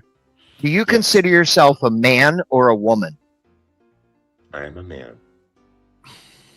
that transitioned to a woman, To a feminine expression. or to a feminine expression? Surgically, chemically, hormonally, through endocrine, all that, yes. Okay. You would not consider yourself non-binary, correct? Because am you not represent you represent both sexes biologically. Or excuse me, not biologically, but biologically you're a man, but you transitioned your outside appearance to a female. Correct. And then I will say this though. There was that period where I was denied all access to hormone therapy for a year and a half. And that put me in a non-binary situation against my will, because I didn't have the chemistry to have a female or male situation at that time. Imagine having no hormones. That's what I'm trying to say to everyone on the panel and in the audience. Imagine not having any of that chemistry. Sure, but this goes even way where are further we going with than the this? term. Because effectively, Right. I thought the argumentation was that like women were giving up their autonomy by allowing non-binary or trans women into their bathrooms or whatever, or being forced by the state in think order it's, to allow them. The concept of protection of to be pro-lifer is you're protecting life, right? For the child and so on and so forth. In the event of doing, and I think this was his argument, in the event of allowing men access to the female restrooms, you are now putting women at risk because men are stronger, men are more capable of doing X, Y, and Z, yada, yada, yada. And women go into the ladies' restroom assuming it's just only going to be women. So their vulnerabilities shoot up while they're whether they know or don't know. Yeah, you're more Is there an vulnerable. armed guard at the entrance of every restroom that I've been missing? Yes. Well, there hold on. is. The counter argument, because when we're the talking counter- about schools, okay, the this is why. Hold on, Clay. Hold on. Connor No, was well, responding actually, to no. me. Clay started first. I interrupted him. So Okay. sorry. Clay. This is why we separate elementary from middle school from high school, right? High school from college, right? Adults do not go in the same bathrooms as children, just like women do not go in the same bathrooms as men. Just like if you have you need to go change your children's diapers, you go to the family bathroom. A lot of places have what's called the family bathroom. You go to that place, right? These bathrooms are set for a purpose, right? Now, if we go saying that everybody can use everybody's bathroom, and then at that point, we are creating a dangerous situation because those bathrooms are set for certain biological. What about passoids though? So for instance, like what about Blair White? Should Blair White use the men's bathroom? Or that trans man who looks like straight up like a dude, like with muscles Like and Angel? a beard. Yeah. I mean, she has a penis. She might be stronger than the average woman. She might not be stronger than all women, but she'd be stronger than the average woman. So should Blair White use the men's bathroom? So hold on. What I'm getting at, And if that dude went into a I can women's articulate this really bathroom, that quickly because I trans don't man did, necessarily people want to lose their cycle mind. around this shit real quick. So the point is that if somebody assaults somebody, sexually assaults somebody, batters someone, whatever, we can still incarcerate that person. We can still, have the cops beat the shit out of him and drag him to jail or prison. That's still true. And then also when it comes to toilets, I think what we're really trying to do is the least amount of fuss possible. And I think the least amount of fuss possible is actually something Clay just mentioned. We should have family bathrooms or disabled access bathrooms that are third spaces that people who are gender non-conforming can use so they don't freak anybody out. I think that's probably the solution. So if I was to try to fix the problem, I would literally pass new legislation saying men's bathroom, women's bathroom, fucking disabled access bathroom, and basically pick the one where you think you're going to start the least amount of fist fights. I would say I agree with that. Yeah, I would agree that there should be a one in the middle, right? Whether it be a family restroom or disabled restroom or I don't belong in either one, and I'm going to use this one to avoid problems. Bathroom. Well, and I think the disabled access, Angry American kind of stated disabled access ? Yeah. So what it is they build a bathroom between the two. And then they make it so somebody who's in a wheelchair can wheel themselves into the bathroom and get access to the toilet. So basically, it's a single toilet, lockable room that Mostly is you usable see by it at the disabled mall. people, family people. So you could add in a changing table where that's appropriate. And then obviously a trans person, if they felt like they were going to cause a disruption in the women's bathroom or the men's bathroom, they could just use that one instead and nobody would give a shit. Okay, so there is a trans person on this panel. We all know who it is. Does he look like a man or a woman? Cassandra? Mm-hmm. Yeah, Cassandra looks like a man, but I think Cassandra even said that they haven't been on hormone replacement therapy in reference to being a woman for a long time. Cassandra, do you want to say anything to that? I had to work on looking like a man again. It's part of a detrans process. And on a note of detrans, for anyone who's out there who wants an education on this, whether you want it or not, I'm going to give it. Detrans doesn't happen for people who've been through the process. There's nothing to detrans back to. You're stuck. So on the note of kids, when, and I know that we're not talking about kids right now, but I just want to throw this out there. If you do this to a young one, that young one cannot come back from this ever. Sure, but we also all know, I thought where Angry American is going, Angry American could tell us where we're going, is that effectively like, we can all tell. Well, sorry, Blair White looks like a chick. Yeah, Blair White is very possible. Yeah. Yeah. I have lots a friend of money. named Taftaj. Lots of money. I have a friend named Taftaj. People jump into my chat and they're like, oh, I'm super straight. I would never date a trans girl. Then I have Taftaj onto the fucking stream and they're like, I don't know. Maybe I could be down with a hot chick with a penis. Like I swear to God, she's actually just that pretty. But the point is that you can't always tell. And so Taftaj, despite having maybe she has a penis. I don't know if she did gender reassignment surgery or bottom surgery. Blair White definitely still has a penis. Blair White would cause less disruption going into the women's bathroom than she would going into the men's. Well, let me jump in on that. So I don't think it's necessarily the passing ones that seem to be the perceived threat. I think it's the people that want to use take an advantage of that very factor and say, well, I identify as, even though they're clearly not. And we've all seen that Disney trans gal who fucking, you're talking about people who aren't actually trans. She doesn't change her voice. She's barely on any kind of hormones whatsoever. She's barely done any surgeries, and she seems to go out of her way to be offended by being misgendered, despite not taking her transition seriously. Yeah, in my opinion, that person should fucking go to the disabled access non-binary family bathroom. Right, because, and I believe because clearly they're trespassing on the space in order to get a rise out of people because they're assholes. Right, and I believe they were caught filming in the bathroom. Yeah. Not obviously not in the stalls, but in the bathroom, and they were filming and stuff like that. And they took a picture of themselves while in the bathroom being like, oh, it's so affirming to be able to go to a female bathroom without, being checked. And here's the thing, that though, person's clearly fucked up, but they should no be one like, on the left especially ever says that just because you're a trans person or anything other kind of identity doesn't mean you can't be a complete asshole or dipshit. Right. Well, right, but lefties are typically but taking the reflexively identity defensive of and minorities. painting So it when a across. minority acts poorly, it's presumed that you're going to defend them. I'm not saying you will. I'm just saying it's presumed. Sure. I think the problem is that the terminology of what is trans has been made so loose, and that's too the many non-binary people doing that. Well, it might be. It might be. Well, there's gender abolitionists who think that we should eliminate the entire conception, and I think they're very silly. And that's where we get into queer Marxism. Oh, right. Yes. What? Yeah. They view sex and gender as unjust hierarchies that should be abolished.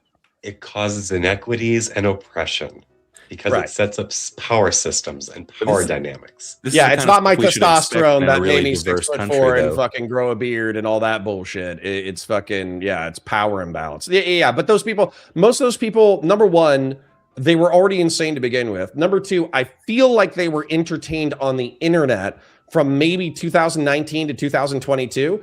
And then as fucked up as Twitter is right now, Elon Musk buying it blew the fucking Overton window wide open and had a huge rightward shift on national discourse. So I'm not worried about like gender abolitionists passing policy in the United States of America anytime soon. Well, you say that. How close are we to having it become a crime to misgender someone?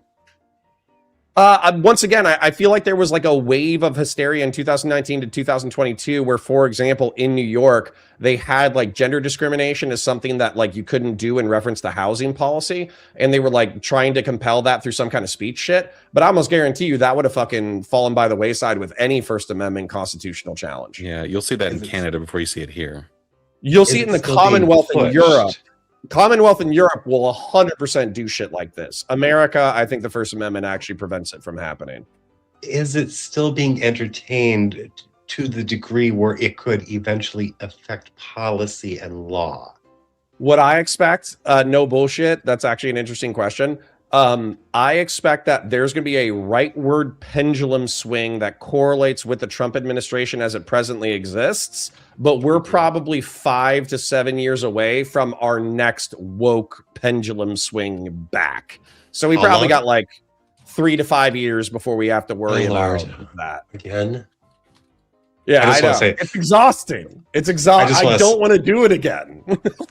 I just want to say out to Brian. Brian, if you're still out there listening, I don't have a low IQ. Just so you know. Yeah. Okay. Well, all right. All right. We are maneuvering over to Spicy. the Gauntlet. If you are watching over on the Raging Tomato on YouTube side, we're going to shut that one down. It should automatically raid you. Otherwise, I've dropped the link into the horizontal format chat.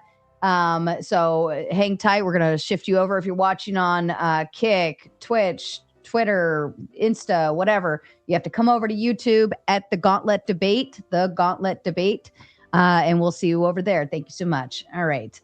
All right, back to you guys.